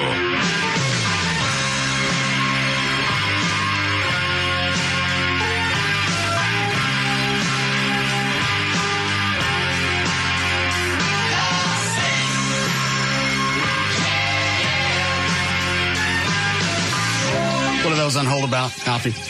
About the DISD thing, they're both teachers. Oh, all right. Yes, Ashley. Hey, Russ, how are you? Good. Good. I was just calling to let you know my mother-in-law is a teacher in DISD, and I am a student right now going to school. And one of the reasons they're doing all the firing is the missing funds, and also they want to keep all their bilingual teachers around who get $4,000 a year bonus on top of their salaries. And also they are bringing them in from other countries and letting them live 1 full year, expenses paid. But they're going to get rid of all the regular teachers who aren't bilingual. And I've been told to become an ESL teacher. What's ESL? Because they're not hiring. English yeah, as ESL, a second language. English as a second language. Okay. So, just wanted to let you know about that. They're getting rid of all the teachers. She's 1 year from retirement and probably losing her job this year. What would be the incentive? I know there's none now. Leading up to this, what would be the incentive to be a teacher in the DISD? I don't want to teach in DISD. No way. Well, obviously some people do. I don't know what it is because of all the illegals and I guess maybe the bonuses. They're telling everybody who's going in to meet with their counselors right now at the universities to become ESL or bilingual. If you have to take a couple extra courses, do that because they're not going to hire us any other way. So that's what we're all being told. Thank you. I'm sorry? Thank you. Just pass them all. get your federal funding. If that's what this really breaks down to, you're just worried about the cash in the long run. Just pass them all, get the cash. If they want to go on to college, let them pay for the education down the road. That's what they're doing. I mean, it sounds like they've listened to you. Exactly, because if you were the head of this organization and you came up with these rules, that's exactly what they're doing. They're passing them all. And to answer your question about why, the 2 teachers I know that work in DISD, they have a genuine love of kids. And it makes... well, you can have that love and still go to Plano. Arlington, anywhere. Any other independent school district. Dan has his hand up. Yes, Daniel. Another reason is DISD, if, say, you want to become a teacher and you don't have a teaching certificate or whatever degree you need, DISD has a program that allows people to come from the workforce and get that degree as sort of an on-the-job learning thing. So they make it very easy for people to become teachers, and then the problem is, like police officers, keep them. They go someplace else after the initial training. Right. And what they'll do is they'll work for the district maybe for a little while. This is what happened to my mom. She went to a district where they had a program like that, was there for a couple of years, went to a better district. All right. Go ahead. What about Cream Cornhole Crest? No. Where do you come up with these names? C Street? No. Yeah. I understand. I know some people that could live there. That would have... What? That would have to have his own little HOA. I don't get it. No, sorry. Thank you. Jerk Circle? I don't think so. I don't see people really want to live there. No one wants that on their checks or their business cards. I do. No, you want... Never mind. Bust a nut on a slut, please. That one. I want that one. As much as that trips off the tongue, no. Okay. The city's not going to approve that. Go ahead, Dan. Well, Joe Biden's at it again. His off-the-cuff remarks on the trail have made at times they've taken the Obama campaign off message, but the Delaware senator's latest trip just may have landed him in hot water with voters and diehard football fans in the key battleground state of Ohio. Speaking to members of the University of Delaware football team Friday morning, the Democratic VP candidate said he thinks the Fightin' Blue Hens, who are 1-1 this season, could thrash a certain team from Ohio. He said while fiddling with a football in his hands, I was out in Ohio. I told the folks in Ohio that we'd kick Ohio State's ass. Biden, a proud University of Delaware alum, was clearly trying to rally his team ahead of their matchup with Furman this weekend. This school is 1AA. But the comments couldn't have come at a worse time for faithful Buckeye fans who saw their team suffer a 35-3 trouncing at the hands of USC last weekend. And now the comments also come as polls show the race in Ohio could hardly be tighter. A CNN poll of polls. All right, I'm completely missing the story. He said we kicked their ass. What's the problem? The problem is Ohio State. Ohio's a key battleground state. He's saying that his school could beat their team. Okay, I got it. So one of the states that's going to be pivotal in the election, he just probably alienated. Exactly. All right, I got it. Go ahead. Okay.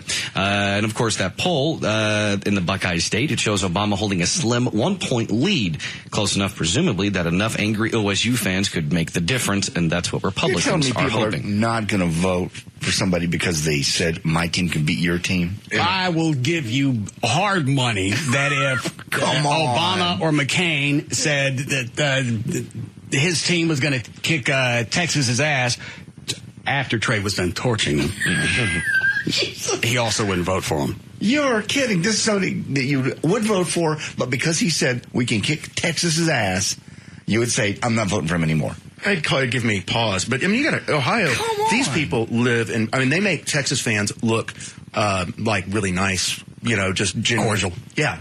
I mean, when I went up there for the Texas-Ohio State game, I had chicks, they saw chicks hitting. I mean, I'm not talking about just lightly punching. I mean, slugging guys in their face because Texas won. They spit on people.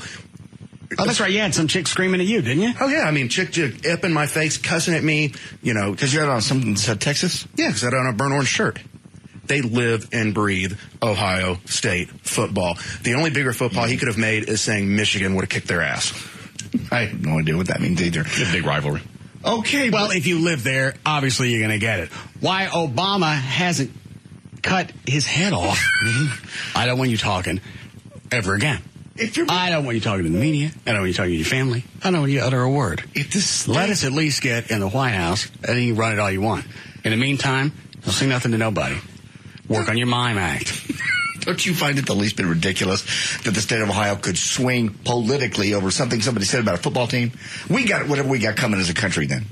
People will vote based on race. Well, so it's not absurd to think that they'll vote based on their team. I got it, but race has got many, many decades and maybe even hundreds of years of issues behind it. The Buckeyes? If McCain said that the Longhorns were pussies, that would be the end of the election. Well, okay. If he'd said the Buckeyes were pussies, that'd be one thing. Saying my team could beat your team, no, I ain't going to vote for you. That's retarded. Ohio is a blue collar. That's retarded. They live, and that is what they live for. I mean, these people live for Ohio State football. And so, yeah.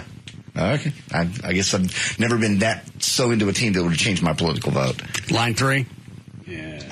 Yes, Bob. Yeah, I agree. Ohio State, they're just absolutely nuts up there about football. They're just as crazy about it as any Longhorn fan or Aggie fan.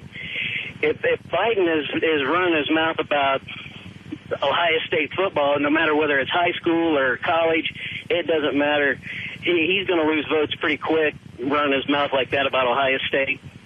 The obvious question is, isn't there something else to do in Ohio? No.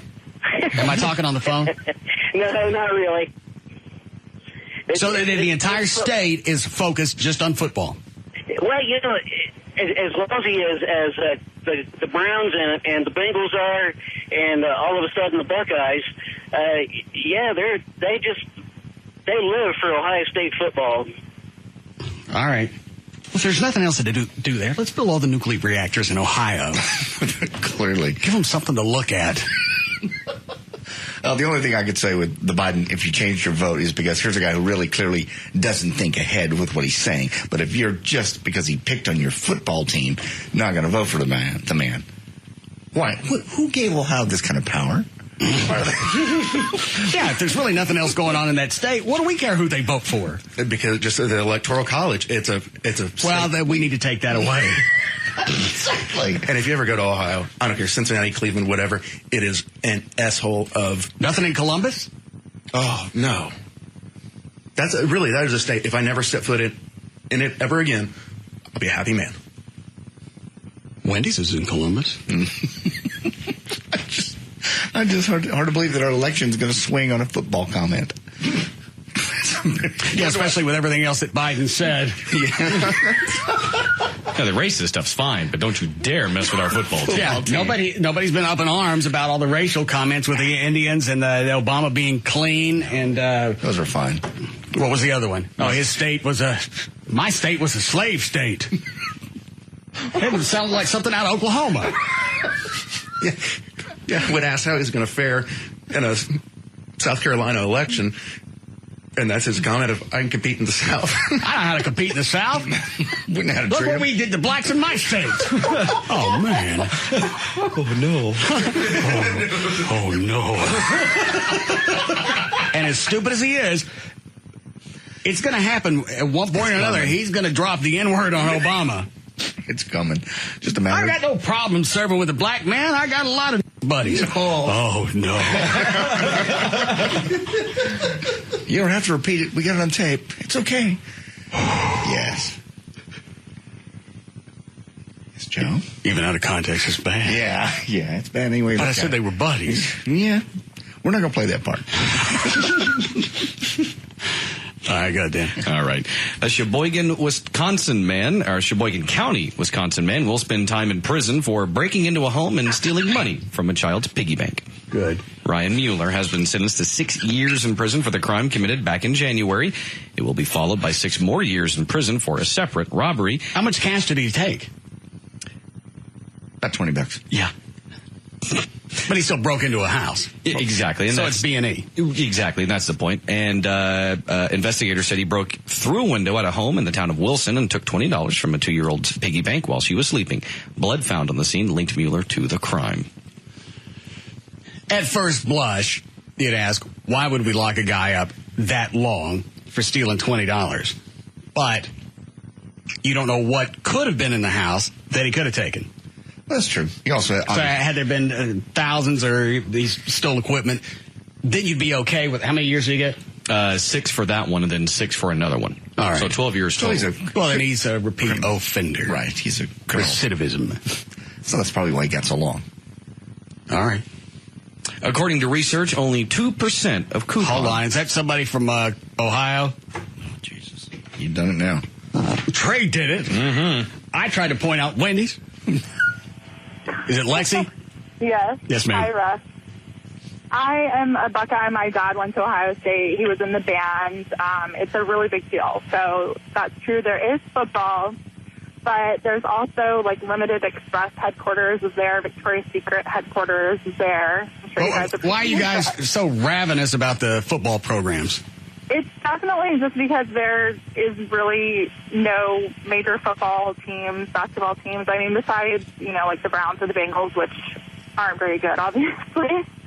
So it's not that you don't really have anything to do. You just have limited teams that you can actually get behind. Yeah, it's just pride. I mean, it's just something that the whole state is united over. I mean, they have, like, these desserts that are Buckeyes. They're, like, peanut butter covered in chocolate. I mean, everything is surrounded by She the sounds like Buckeyes, Sarah and Palin, too. people Does. just go insane. They really go insane. Well, if it's so fantastic, why are you down here? My family moved down here. I'm a Texan by choice, I guess. How long you been down here? Since 95. Yeah. And you can still talk funny? So, I say y'all. Oh, well, congratulations. Yeah, y'all with that accent doesn't work. Doesn't help much. It gets to... That's the thing with that accent, especially the Fargo thing and the Sarah Palin, it's a little too nasal. Yeah, it's whiny, that's all. She's a little... Everybody talks through their nose. You gotta stay for supper? All the words are kind of cut short. Everything just goes through the snout. Yeah. Well, when she gets elected, she'll be in and then she'll disappear. And it's just the fact that she's along with McCain, Palin, as far as keeping the taxes where they are. That's a smart bitch. I know you like that part. I can tolerate the accent. Do you like anything else about her? Like to see her cans. Oh, God. I'm with you. Politically. Oh, no. Well, she was... But after 5 kids, she's had to have a boob job. Probably. Yeah. She looks like she stays in shape. Probably runs. After Moose. Somebody came out with a song, by the way, called... How we doing, Chloe? Go ahead. Moose Shooting Mama. This is cut number 94. We have a story about it in there somewhere, Dan. Thanks. This guy's name is Pat Garrett, and it's a typical political song, which means it's bad. Oh, okay. But they're going to play it everywhere they go, apparently.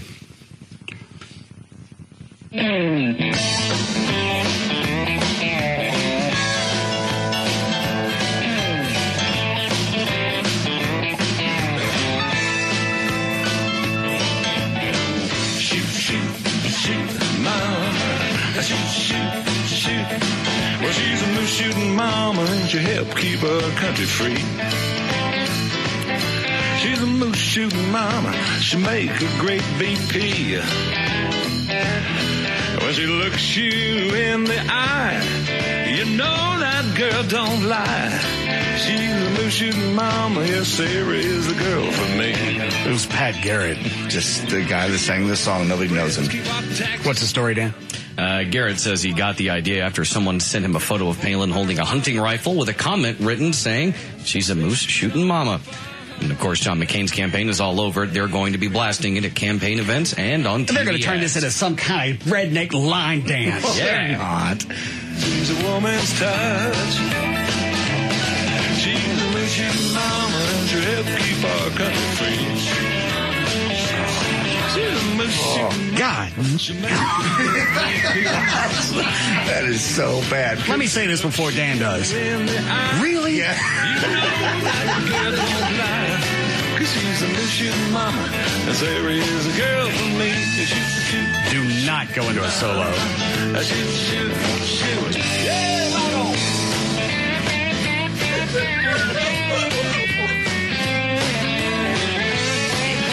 You alley-bred redneck. Why couldn't it have been a rock group or somebody to come out with that? I think it still would have sucked.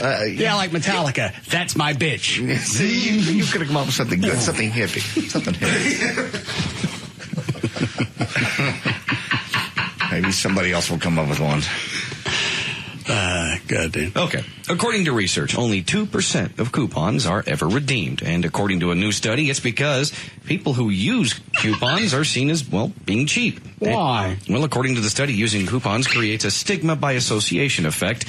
What that means is that even if you aren't the one using a coupon, other people will still see you as cheap just because you're with someone who's using one. And according to the researchers, the only time that coupon users aren't seen as cheap is if they're good looking. Why would it come into play? I don't know. Because good-looking people get all the breaks. You look at good people, and they for the most part, get more money. They get more advancement. People look at them and go, for whatever reason, in our minds, they're better people. But if somebody's going to give you a coupon to use their product, what's the stigma in using it? I still clip coupons out of the Sunday paper. When the Valpak comes, I get almost squeamish. I know you do, and people that have money, for the most part, do that. They watch. If they're going to give you the cash, why not take it? Because the only thing that I'll do when I go to the store, if I'm using coupons, I go when it's slow. So nobody's sitting behind me. That's the problem. Waiting on my cheap ass. They go through 20 or 30 different clippings. I always get behind Grandma. She never pulls that damn bag of coupons out until she's ready to check out. And those old bitches don't know from debit cards. All they got to do is to write a check. Everybody in the Get a credit card. Stop it with paper. Nobody likes paper. And it takes you forever to write that check because you're old. And then you got to look for your driver's license. Oh, yeah. The bitch is 85. She's probably not a criminal or she wouldn't be out. And then they got to write the ledger, what the check was for, and then sometimes they even balance the book right there. They'll stand there and they know, well, unless I write this down now, I'm going to forget. So I got to do my check thing. Can I have the check back so I get the number off of it? Die! Yo, bitch! Oh, my pen ran out of ink. Can I have one of yours? Everybody relax. Write it with blood! Just old people. It's people that shop at slow times. I know I'm going to hold up the line if I'm using coupons. So I pick like Sunday night where things aren't going on. And I'm not going to be a pain to somebody else because I'm a tight ass. But don't get a bunch of crap, get a bunch of coupons and go in the middle of the day and then write a check and take forever. Middle of the day is the only time I have. I'm old. I don't get out after dark. Shop online. I don't have a computer. Meals on Wheels. I'm not indigent. I'm just Eat sand. Just old. I can't. I don't know why anybody writes checks anymore because a lot of people just don't. It slows it. You got to wait while all this is going on. Why wouldn't you want to speed it up? Get you a nice debit card, just like a check, and you don't have to keep track of anything. And the nice Bank of America will send you a thing every month. Here's what you did. Don't make me stand in line behind your old, smelly body. This is all I know. Checks. I've only grown up with checks. Why would I want some plastic card? It's confusing. And you stand there and you grimace and you want to say something, but you know they're old and they've probably been through a lot of looking like that, and you keep it to yourself and you read one of the chick magazines off to your left. I always love the ones that wait till everything's totaled up. She's finally given her the total, and then she finally pulls a checkbook out, cracks it open, and starts writing. You had time to write that before. You had time. And you know, if it's an old lady and they're toting that big purse, they're going to write a check. Okay. And you're watching as the groceries are going through, and you're saying in your head, pull the check out, start filling it out. You know you're at Kroger, write Kroger. You know today's the 18th, write the freaking date down. Sign your name. You know that one already. The only thing you don't know is the total. Wait on the total, but fill out the rest of the check. Write down the check number while you got it in your hand. This is a social activity for these people. This is the only time they get out. When are they in a hurry to go home? I'm getting dizzy! God, I thought I was the only one who had that. I see a checkbook come out, I'm just going, oh, GD. I've had bonding moments with people in line at the grocery store. You have the old lady breaks out the checkbook, 3 people, we all connected eyes because we all had the same reaction, which was hands up in the air and Sonny, are you okay? I'll kill you, old woman. And you think for a couple of seconds, I'll push her out of the way, and I'll pay for her stuff. So when I'm going to wait for her to fill that check out with her old, shaky hands. Why are you wasting food on yourself anyway? I not to eat. It's because they're old. Yes. I had one the other Shoving day. money in a bad slot machine. This one ain't going to pay off. We need a break? Yes. All right.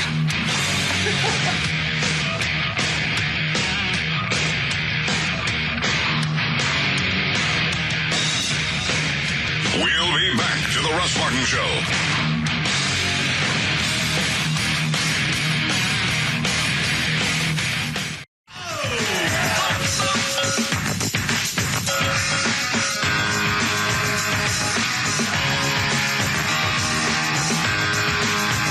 We're back to the Russ Martin Show.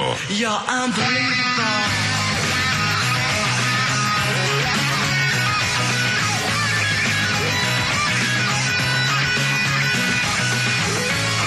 Call Russ now at 214-787-1053. Ready, Daniel? Yep.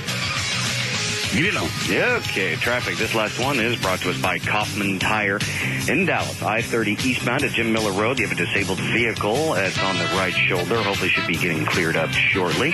Also 35 southbound before 635 at Harry Hines Boulevard. An accident's been reported in the right center lane. And, of course, you can expect your heavy traffic in your usual spots, especially since it's Friday. There's your last check of traffic. I'm Dan O'Malley on The Russ Martin Show. Thank you, Dan. Pretty weekend. Sunny and 88 tomorrow. 90 for Sunday. It's 82 currently. Live 105.3. Line 1, Alfie. Yes, Alan. Hey, boss. One thing I hate even more than the old ladies with the checks and everything like that is people that will bring in ads from all over town and sit there in line and price compare at the register. That is annoying. Why are they price comparing? Some Stores will offer where they'll do price matching, so they'll bring in ads from Vineyards, Albertsons, everything for one item, and sit there and flip through the ads and try and find it, just so that they can, get that price instead of what they're paying at Walmart or wherever it is that they're at. Yeah, why didn't you just go to Walmart Exactly. or wherever the cheaper price was? Because there's times where I just want to offer them $10 to throw those ads away, which is more than they're going to save by flipping through the ads. And it's not always old people. And I understand, the older you get, you got less income coming in, so you're going to have to be more frugal. But get a damn debit card. Thanks, Alan. Debit cards scare them. This is what I'm known. Why is it scary? It's an automatic documentation of your transaction. You don't have to keep track of anything. You don't got to write that check number down. You don't have to make a log in your entry. You don't have to do any balancing. You can do that when the bank statement comes at the end of the month. I trust checks. I trust my own handwriting. Nobody else. I've done it my whole life. Why would I change now? To make it get quicker for you? I got nothing to get home to. It's going to be quicker for you, especially since you're living on a time limit. Not quicker for me. I enjoy it this way. I take my time. I'm in no hurry. I'm old. What's your problem? And don't let Damn it! Don't let something ring up wrong. Oh, no. That one is there, Ted. It's supposed to be 3 for $2. Uh-huh. Then don't get them. No. If it's too much, don't get it. Price check. Set it as don't. And you see them slow motion. They reach up to hit that light. Blink, blink, blink. Price check aisle 3. And they couldn't give a rat's ass less that you got a line of 15 people behind you because you don't want to pay an extra 20 cents for something you thought was 20 cents cheaper. No. Don't get it. You're old. You're wasting money on food anyway. They're not in a hurry. They got nothing to get home to. They haven't had a work day like you have. They don't think that way. This is an outing. I was behind a woman, and I think she was doing it. Did you kill her? I thought about it.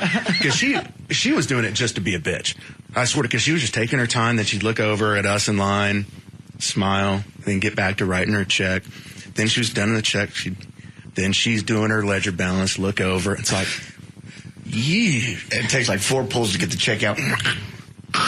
Oh, I tore that one. I gotta start. World. Oh! You're just waiting for something heavy to fall on them and be done with it. Old people. Or if they're digging for change. Oh, that's the one I saw the other day. She was 3 pennies short. It was like 10.17. She was 3 cents short. And how long did she dig for the... I let her go about 30 seconds. I put the nickel on the counter and went, there you go, sweetie. I didn't say sweetie because it'd be rude. I said, there you go, no problem. Oh, thank you, man. Good no. Then they said, I got it. And they still keep taking part. Or you get at the ATM and you get behind some lice-infected cretin who doesn't have any money, and they're trying to figure out the ATM like aliens dropped it off 2 days ago.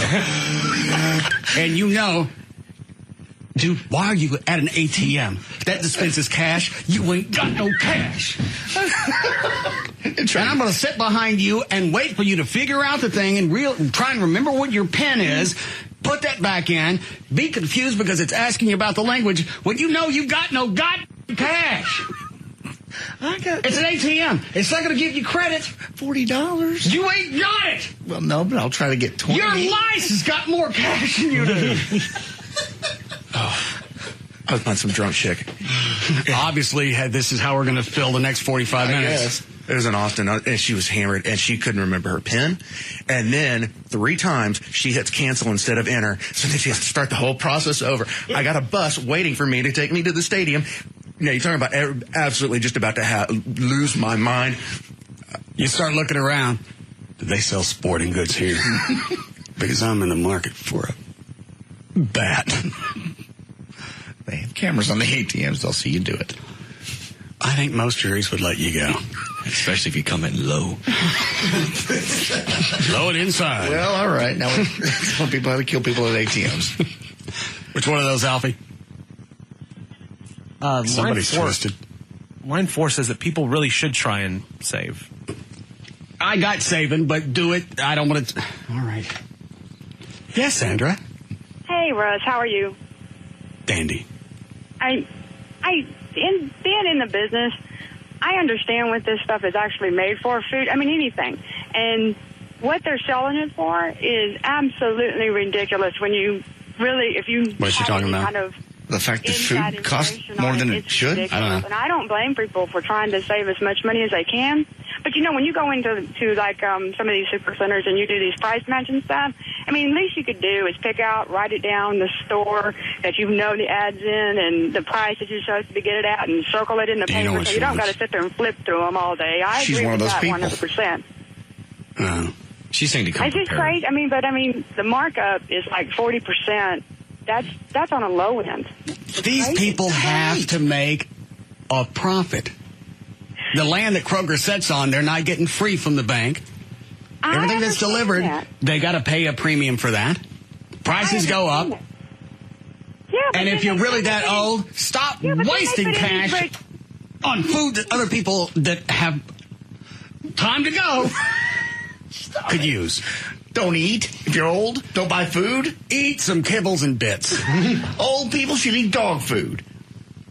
It's a lot quicker, and there are a lot of coupons for those. Absolutely not. It's better for you. It's better for your digestion. Eat dry food.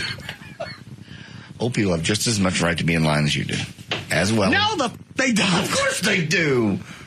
And like I told you, really, for them, it's an outing. It's really something fun. It's the only probably social activity they get all day. So they want to make it last. I want to get home with my stuff. No, you do. My potatoes is starting to sprout. Let's get move on. I'm completely unconcerned about you and your potatoes. I've been on this planet 87 years. You've eaten enough. Let someone else have some for a change. Hold your tater.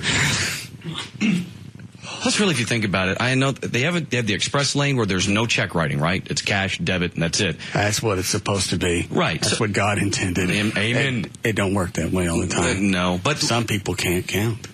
But would it be some people think they're close? 7 items, and they got 108.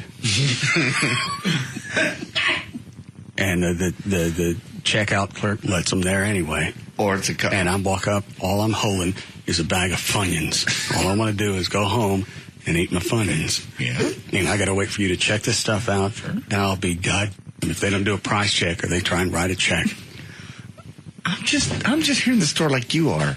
Yeah. Read the sign. Express. That means fast, and that doesn't include you, old woman. For me, this is fast. And just because you have 20 things of one item, that's still 20 things. That's not just one item. That's only 20. Oh, I know what you're saying. I got 20 cans of peaches, but I only count it as one because they're all peaches. Oh, right. Oh, hell no. I've had that happen. Oh. And I was behind some old lady, and she's got a bag of tampons. I'm going, there is no way that you got any reason to use that. Unless you got a pet. What is your problem with people? Maybe you should have your groceries delivered. Because you can't seem to handle grocery stores. I can handle it, but there's always going to be one in the woodpile that's going to slow things up. And why is a woman in her 60s buying tampons? You don't need them. You ain't needed them since Reagan was here. You don't know. I could sprout any day and need one. It could happen. It ain't there to catch no heavy flow. Obviously, you got something else coming out. Seek some medical attention. Leave the poor lady alone. Instead of Kotex, buy some Depends. Leave her alone.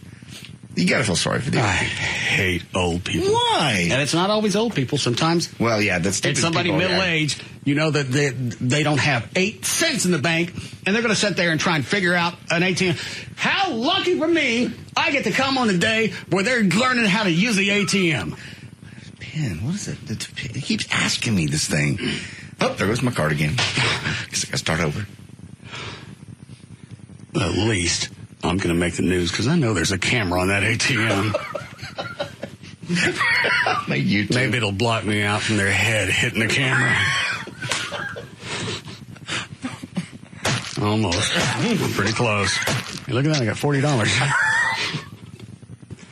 All right. Any more, Alfie, before we move on? The guy on line one has a pretty interesting kind of scam. A scam that he's running? He said his dad used to do this. Is this something people can still get away with? Probably. Then it's not something we should air. All right. But I'm going to talk to him off here. Yes, Isaac. So you're not going to talk to me on the radio? You're on the radio right now. I'll take you off in a second. Oh, okay. Well, my dad's not allowed to go in Walmart anymore because what he would do... He stopped there. This is a good story. God. I don't write that one to Jeff Foxworthy. I'll be right next to it. If you got banned from the beer barn...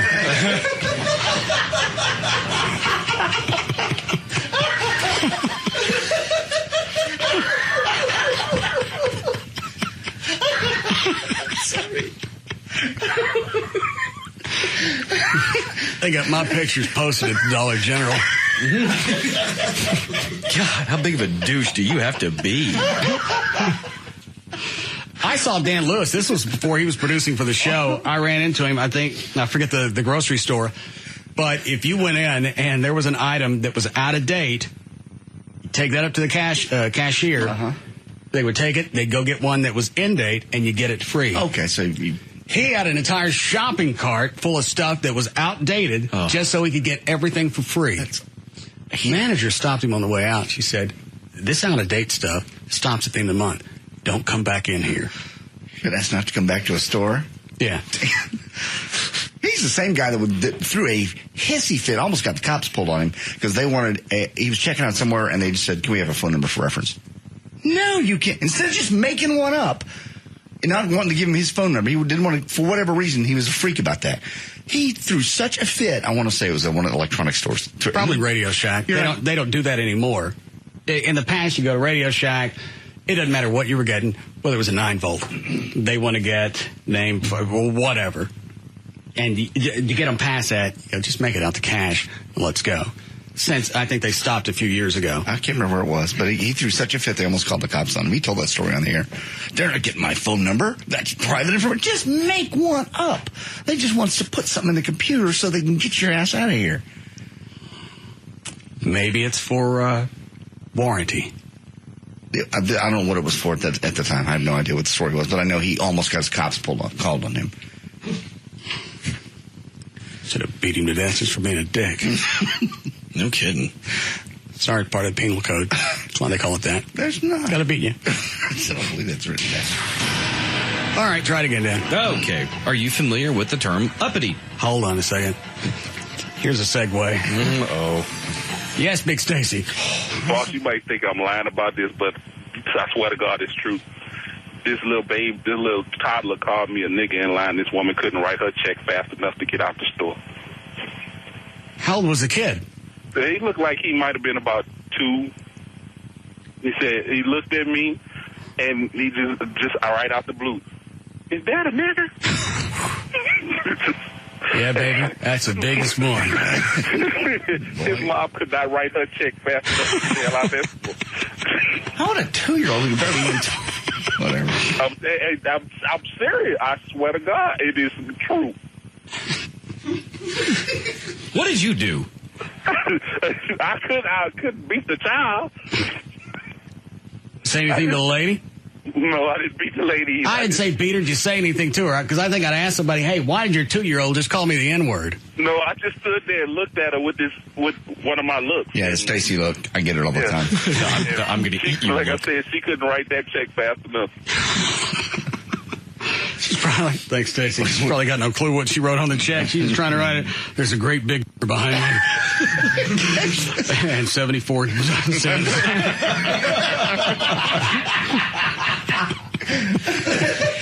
I think the bank will understand. It's the biggest one I've ever seen outside of the movies. It's not so much a check as a note for help. Yeah. You hand it to the cashier. There's a great big behind you. Help me. And my baby just called him on it.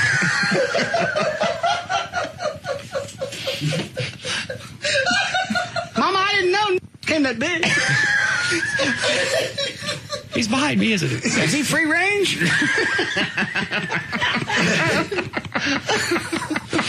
No, baby, we don't believe in that. You're right. How the hell does something that young come up with? Well, you know, obviously you know where it came from. Well, yeah, but you barely talk it to. I guess maybe that if you use that word enough around the house, they'd pick up. Because kids do that at that age. Anything they hear, they'll repeat. But man, you have to say it a lot to a 2-year-old. Maybe their daddy was blind. Possibly. One of the first words you learn, mommy, daddy. I don't believe they'd introduce that to a child at that age. Unless it's Clan sing-alongs. All right. Follow the bouncing hood. Go ahead, Dan. Okay. I may skip that story for now.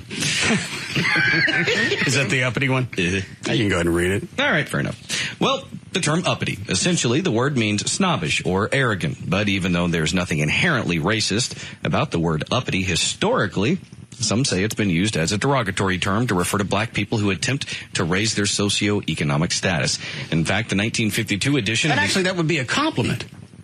If you got somebody that's living in poverty and they're trying to up their status in society, you're trying to make more of themselves. But not with the positive angle to it. Well, the white people didn't look at it that way. No, the people that were using it are saying you're trying to be too high for what you really are. Well, that's rude. Well, of course it's rude. It was actually in the dictionary at one point. Yeah, the Oxford Dictionary in 1952 actually listed... Give listed... the story to JD to read. No! Hey, don't right. do this. I don't want to read it. I have a frog in my throat. Read it. He's got a frog in his wood pile. No, don't do this.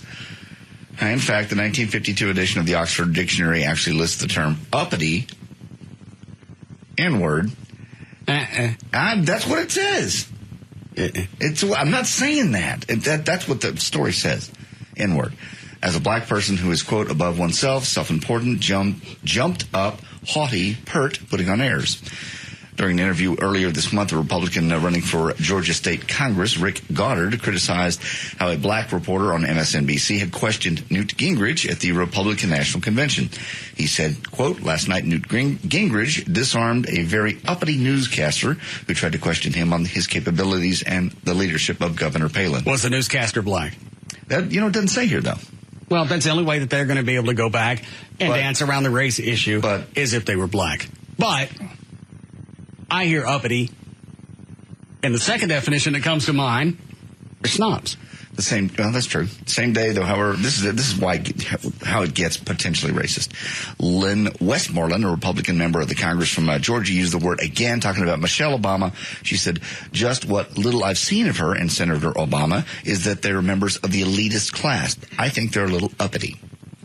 So that's how it got a racist twist. Well, the reporter for MSNBC was, in fact, black. Right. All right. Uppity can still be used in other terms, other scenarios. But that's what he meant. Don't know that. Oh, God. That's what he meant. Why would you do that so blatantly? If that's It's what not you meant? blatant because you've got other definitions that fall in line with that. Why even get close to it? Why would you even get... Because you know somebody's going to hear that and they're going to repeat it. If you really meant it that way, why do that in front of a camera or a microphone? To go back and address it? Here's the definition. Here's my definition of uppity. So you felt like you got away with something? I called Obama that word? Huh? I called Obama uppity? Yeah. And I got away with it? As a politician, it makes no sense. Are you really criticizing someone for using a racist word in front of a microphone? Yes. Just checking. I'm not a politician either. It's Georgia. I mean... here it comes. There we go. What about Georgia, Trey? Huh? Deep South, and you still have a lot of hayseeds that are going to bad news for you, too. With Atlanta, Atlanta is predominantly black. So that's bad news? No, I'm just...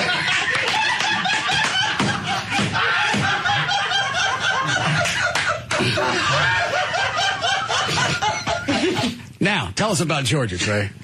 Georgia was a state with some deep-seated racial tension. I'll put it that way. And I'm not surprised that they have people in their state legislature that use the word, and it probably came out very naturally, and it is probably what they meant, but that is just something they're probably just speaking freely. Now, who actually used the word uppity? Was it Newt Gingrich? No, it was a state legislator talking about the interview Newt Gingrich had with the black reporter on MSNBC. And, well, who was it that called Obama's wife uppity? Lynn Westmoreland, a Republican member of Congress from Georgia. Oh, okay. Did she check the room before she said it? Well, because normally that's what you get. You go, no, you don't. Yeah. Look around the room first. No. The best part about this clip with Trey is Dan saw it coming too, and Dan's sigh. I got bad news for you too. With Atlanta, I hate to say it, but even that makes me giggle. I got bad news for you too. With Atlanta, ready to break. You really don't even have to hear the end of the sentence. No. Because you know what's coming. You know it's going to be bad. I got bad news for you too. With Atlanta,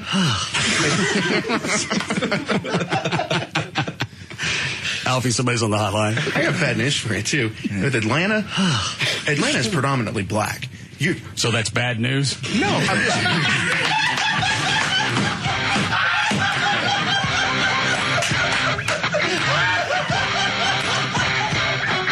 We'll be back to the Russ Martin Show.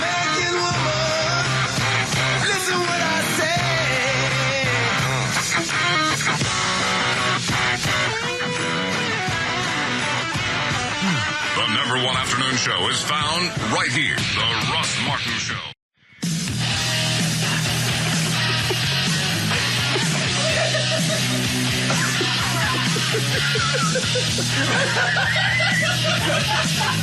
Stop it.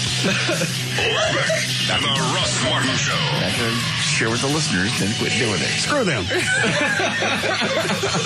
Sometimes it's just got to be about us. I couldn't. I'm here to have a good time. Well, this one certainly is just about If this doesn't transcend on the air, screw you. Listen to a show that makes sense. That's your fault. You made this choice. What is it, Trey? I couldn't hear y'all in commercial. It was so funny during commercial break. Can I have a drink, please? What's a drink? Yeah, here. Can I have it after him?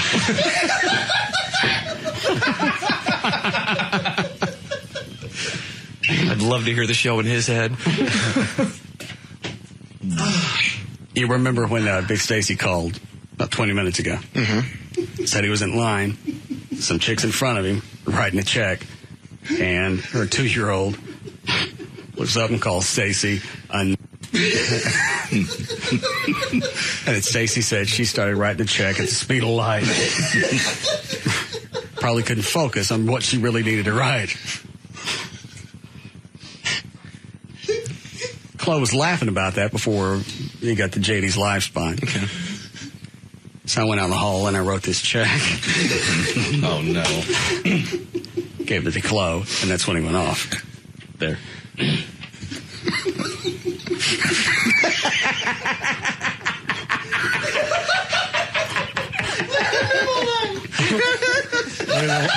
The what? The memo line. Oh, yeah. I want to see the memo. As you know, that's all she could think. Is while she's writing, that's what comes out on the check. There's a big behind me at 74 cents. What's the memo? There. You don't need to see it now, Dan. I'd like to. Do I see it in print? Yeah. Certain things are just awesome written down. Paying the order of Kroger.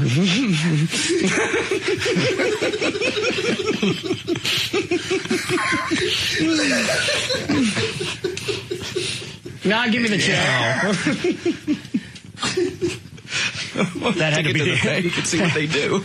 That'd be the only thing that's flashing through her mind is my 2-year-old just called a 600-pound black man a...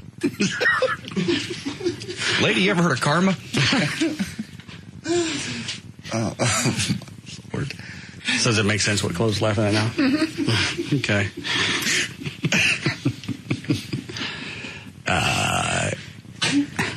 Hold on. Was it Stacy? You can tell me off air. I want to know what the check say. I thought I just explained it. No, I couldn't understand it. Wasn't I pretty clear about that? Oh, yeah. Very clear. I got it. Stupid. I'll turn the mics off. So. It says... And the memo line. What's the memo line say? Help me. He's laughing because she would need it. Johnny's here with the dogs? Yes. Only breeding dogs? Is there a cat in there? There's a cat in there, too. All right. Go get her. We got anything to kill time? Oh, we certainly do. We have an email here that says, Russ, you and Trey never got your plate jobs from yesterday. Take it like a man, or at least have Trey do it. Yeah, I forgot about that. Mm-hmm. Trey, you got a plate job coming. So do you. No. Yeah. I transferred. Hand off. You got the doogie baton. I'll have to drop that one. No, this one follows you. All right, Johnny, what'd you bring this week? Hey, Russ. Hey, guys. Well, we have 2 dogs. All right. And 1 little kitten. And the little kitten is a tortoiseshell Manx. She has a little stub tail, see? Are they born in that way? Or they... Yeah, she had a litter mate who's been adopted. And he litter mate chew it off? No. He didn't let me finish. He also had the little stub tail. So they were born that way. Oh. Hey, you know what? Here, I want you to take this check as a donation. I think I missed something there. That's all right. Nobody got it. Oh, okay, good. Her name is Jessie. How old is she? She is about 12 weeks old now. Okay. And she's a medium hair tortoiseshell with a little, see her little orange mustache? Isn't that cute? Yes, very cute. Groucho-ish. It is. Dan, give me a cigarette. Let me shove it in that cat's mouth. No, hush. You need a cigar. I'll give you a bird. A cigar. And the puppy that I'm holding, isn't he cute? He's about 10 weeks old. He's a little retriever collie mix. He's very hyper, kind of ADD. His name is Russell. That's cold. You a dog. Is that how he got his name? Yeah, I named him. All right. But isn't he cute? He's blonde and white. He's very smart. And he's how old? He's about 10 weeks old. What does he weigh now? Maybe 6 pounds. All right. And they'll get to what size? His feet are yeah, probably NBA-ish. Yeah. No, they're not that big. Probably 40 pounds. 40 Between 40 and 50, I wouldn't. Okay. Don't hold it to me. Tan and white. Yeah, tan and white. Beautiful little adorable. medium hair. You want to hold him? No. Yeah, you do. I got 5 dogs now. I just said hold him. No, because I know that your goal each week is to get somebody on the show to take one of these animals, and I'm the likely suspect. Actually, my goal is to get everybody, all of your listeners, to go to Dallas Animal Services and adopt. So, because I know, we're talking to, except for JD, everybody has pets. Right. So. Well, you can't leave food around a puppy. I forgot that I had barbecue setting out. What? That's. Oops. Did it pee on you? Didn't pee on me, but... Or actually, yeah, it did. That means he's yours. He really is, Russell.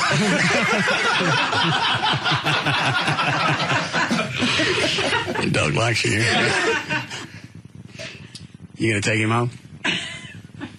No, we've bonded now. No, you have to. Do you have his scent? Yeah, be on the back. No. And I don't want to overlook over here. Adrian has Uni, the larger dog. Uni is only about a year old, and she is a real favorite with the staff. Her name is UNI, but she's a girl. And what kind of dog? She's, Catahoula Terrier mix, cattle dog, just a mix. Chocolate brown. Yeah, a merle color, chocolate merle color. She's housebroken. She's very tolerant of other dogs, loves other dogs. A little shy out here, but she loves to go for walks and loves to play. And she's just a great dog that's been at Dallas Animal Services for a couple of months now, and she really needs a home. And her name is what? Uni, UNI. Does she know her name, or you guys just... I don't think she knows her name. She's had it for some time now, so... Uni. Yes, she does. Come here, sweetie. Yeah, she's a real sweetheart. And she's actually on the website, which is DallasAnimalServices.PetFinder.com, or a direct link from RussMartin.com. Do I have that? Yeah. Okay. I think you do. All right, it's on my website. Last I looked, you All right. did. Trey, don't wipe that piss off. Dog's watching you. And I have the phone number this time. You're always asking me the phone number. I can never remember it. It's 214-671-0249. Open tomorrow, Dallas Animal Services, I-30 in Westmoreland. Now, these animals, they all come spayed or neutered? Mm-hmm, absolutely, yeah. Already dewormed? Oh, yeah. Vaccinated, fully vaccinated. The dogs are negative for heartworms. The cats are checked for leukemia and feline AIDS. The adoption cost is only $55 for the cats and $85 for the dogs. I mean, it is such a deal. So Are the cats cheaper? They're smaller. It doesn't cost as much to spay and neuter cats as it does dogs. Nobody wants them. No, that's not true. End shelf. Although they aren't adopted nearly as often as dogs are. Really? Yeah. I would think somebody with a really busy schedule, if they wanted a pet, they'd go for a cat, because they're a lot more independent, and really the only reason they'll talk to you is because you got opposing thumbs and you can open a can. You're exactly right on all accounts. Absolutely. And what's the cat's name? Her name is Jessie. Uh-oh. What's the matter? Jessie's locking in on Uni. The cat is looking at that dog like, oh my God. I think I can take him. Backing and away she's slowly. about 3 pounds, so... Yeah, she's up on the console looking at the dog on the ground. And he's about 50 pounds. Okay, I got the angle on him. I know. We'll come out of the sky like Batman in your ass. Her medium-length hair is looking even longer right now. Yeah. Well, why don't you pick her up? She looks like she wants to be... I almost brought a 21-pound cat that's at Dallas Animal Services today. That's a big cat. I decided not to because that could be... What kind of cat? Was it long hair? Short hair. I like the long ones. Big red tabby. Big guy. Big Morris guy. He's gorgeous. So if you're looking for a big cat... Oh, that puppy's coming to get you, Russ. Which one? Well, I don't The care. puppy. I know the small one. What's the small one's name? Russell. Oh, yeah, that's right. See, I don't short care. attention span. I don't care if he comes over here. I know he's empty. Trey's still mopping up over here. Cleaning up. Trey, do you want one of the animals? Every week she brings something in. Yeah, I got to have that one. Oh, I'd take them all if I could, Well, take Russell. That's very tempting, being that we have had this bonding moment. But you only have room for one Russell in your life? That pees on you? I can only get pissed on so much. Take that one. Uni is a sweetheart. So, when I leave here, then I'm going to go home and you'll still be terrorizing me? Be like my liaison. Take him home, see if he pisses on you again. What'd you say? Wakes up Trey in the middle of the night. What are you doing?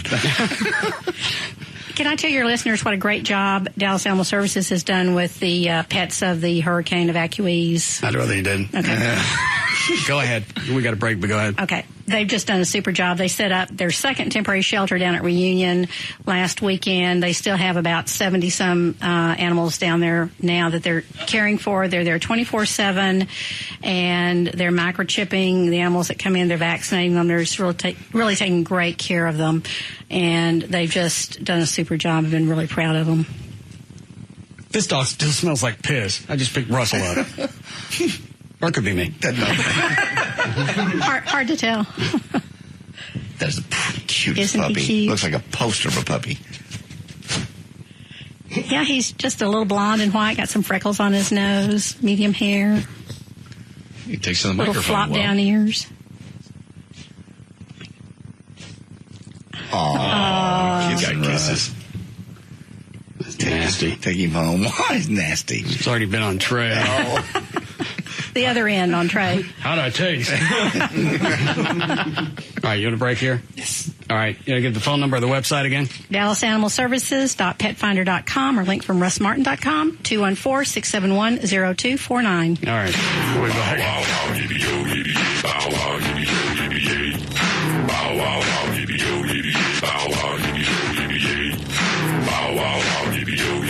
We'll be back to the Russ Martin Show.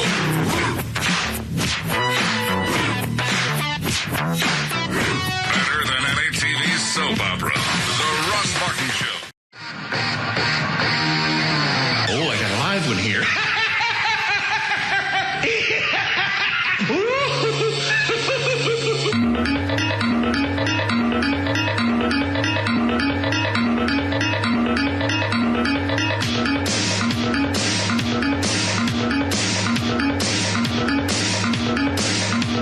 We're back to the Russ Martin Show. Go with a smile.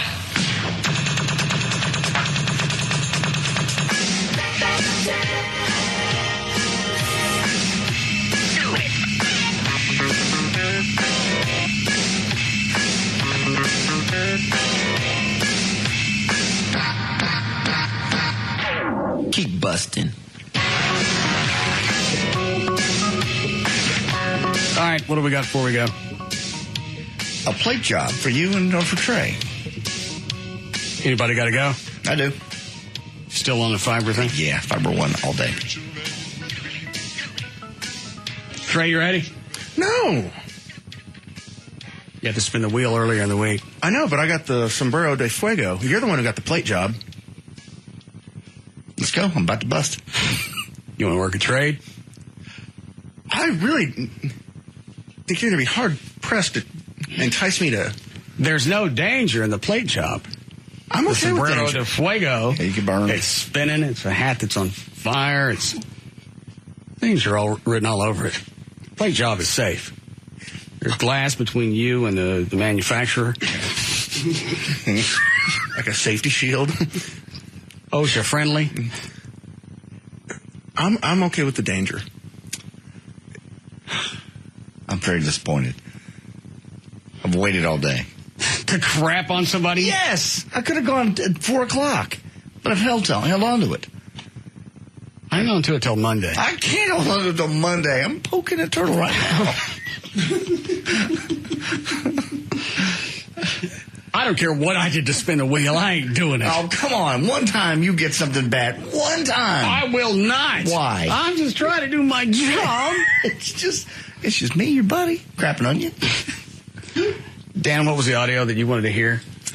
From the Weekend Review, the fabulous prizes from Hurricane Ike.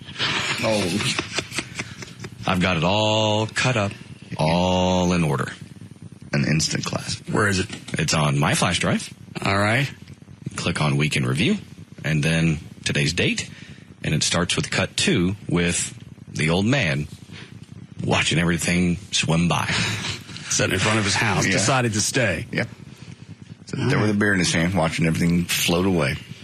How long would it take us? Take too long to set up the Sombrero de Fuego, wouldn't it? Yeah, because it needs to be repaired. What happened to it? It got on fire. Half of it burned up the inside track thing. The last time we did it, I think it was with JD. It Yes, caught it on was. fire. Yeah, a lot of extra fireworks on there. All right. I want to burn something. Well, there's plenty of things to burn. We don't have the hat, though. What do you want to burn? I don't know. Do you have any suggestions?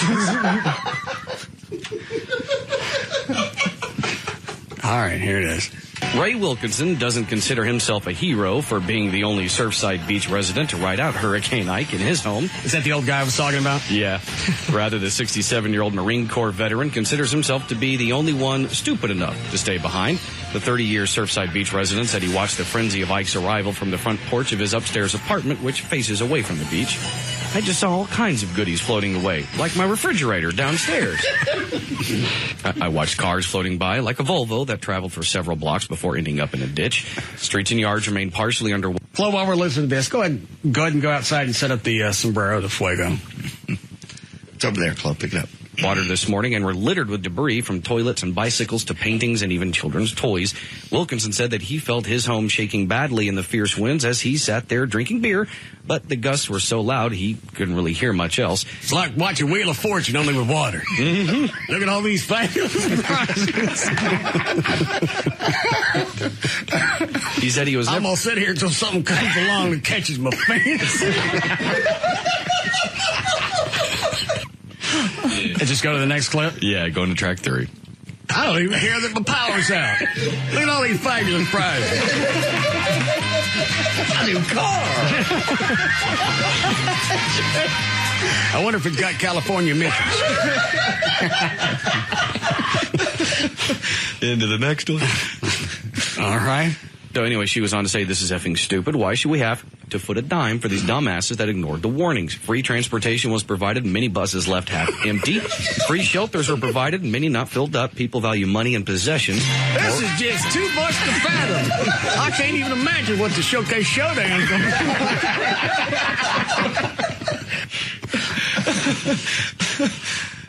If you want, track 5. We didn't do this on the show. Yes. Oh, yeah. This is a classic. And then what? Track 5 has to do with the pods. The points of distribution? Yes. All right. That they dropped off. FEMA's obviously going to be defensive because they screw up every time. They have a We racist always have there. your stories ready. We set up the pods, point of delivery. We had all the supplies in them. Why didn't you go get it? Where was it? It was in different parts around Houston. You never told us where. And you didn't tell me you were going to have anybody with the key to open the door. Thankless dick. We're there. We couldn't get in. You want to and again, it just that just goes back to a factor of being irritating because that could have been easily handled. Hey, we're FEMA. We're dropping off your pods with everything you need in it. Have somebody to man it. That's going to be back. Or, if you're the mayor, hey, we see you're dropping off pods. Anybody going to watch it? Nope. No. You're right. It had been simple enough questions. You had plenty of time leading up to it to ask them. They're not that difficult, and there aren't a whole lot of them. Just ask. That's going to be You're going to have the thing. How long will you man them? Oh, you won't have anybody to watch them. No. Then we'll get somebody. We're FEMA. We drop off and we pick up. You're like emergency management. That means you do something. Don't just drop stuff off and expect it to float in front of my house with these fabulous prizes. Look, a pod.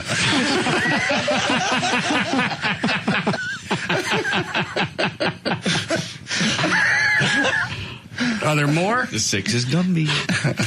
Is that all we talked about? No, it was a very short part, but it was classic. That's actually kind of like a hurricane. Let's make a deal. Well, pod number 1 or pod number 3? I'm taking this, bitch. It's like a great big piñata. Good thing I dressed up like Gumby. What does that mean? Let's make a deal. You got to dress up.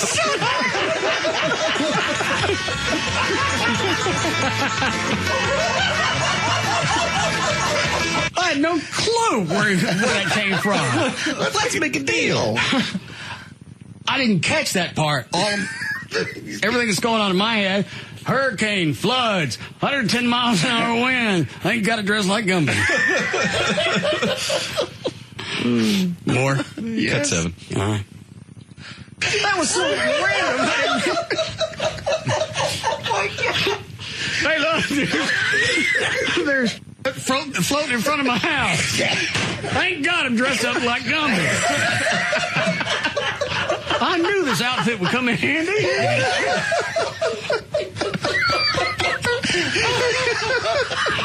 Is that it? One more, cut 8.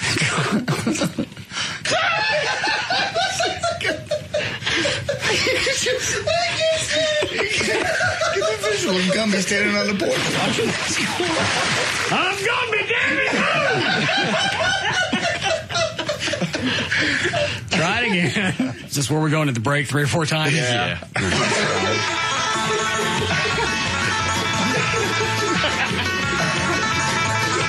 Guy down the street dressed like Eeyore drowned.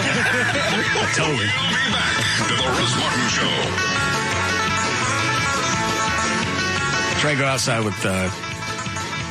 with clothes so you can get your sombrero. Give me that face. Move.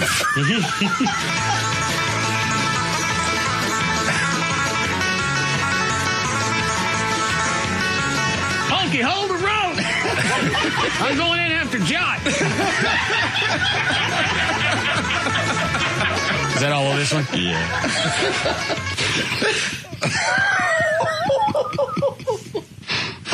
All the pictures of all the destruction down there. You see some kind of all the cartoon and stop motion animation characters braving Hurricane Ike. I'm going to listen to this one again. I don't even care that my power's out. Look at all these fabulous prizes. A new car. I wonder if it's got California missions. All right. Flo, are you ready? Yeah, I'm ready. I got a little duct tape. Fixed it up pretty good, actually. All right. And Trey's sitting here shaking like crazy. Dan, you want to go outside and light everything? Sure. JD, you'll do the plugs. Okay, dope. I can do that. Flo, did you take lighters with you? Oh, you sure did. Yeah, I got 2 out here. Ready All to right. go. Dan's going to come help you. All right. You go ahead and start the plugs now, John. All right, here we go. Let's see here. For more information about the Russ Martin Show, including pictures, videos, All right, and just more, tell us when. Dan's here. TheRussMartin.com. All right, go ahead. Quit shaking. Tell us when he wants us to go. Go. Watch out. Jeez. Oh, okay. Relent.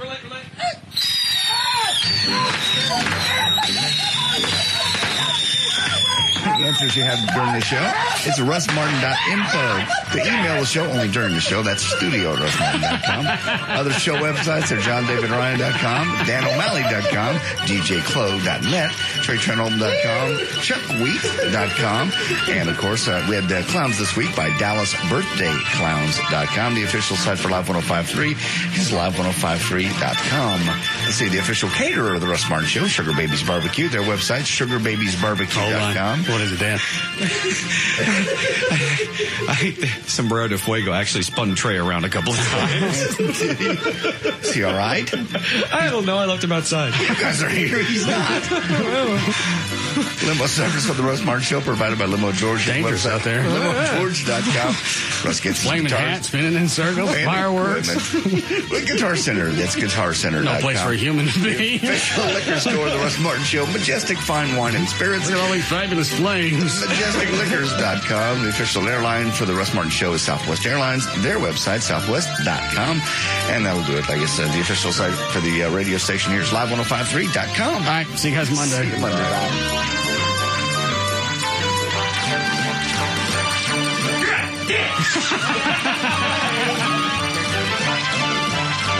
You can now listen to The Russ Martin Show anytime you want on the web at russmartin.info.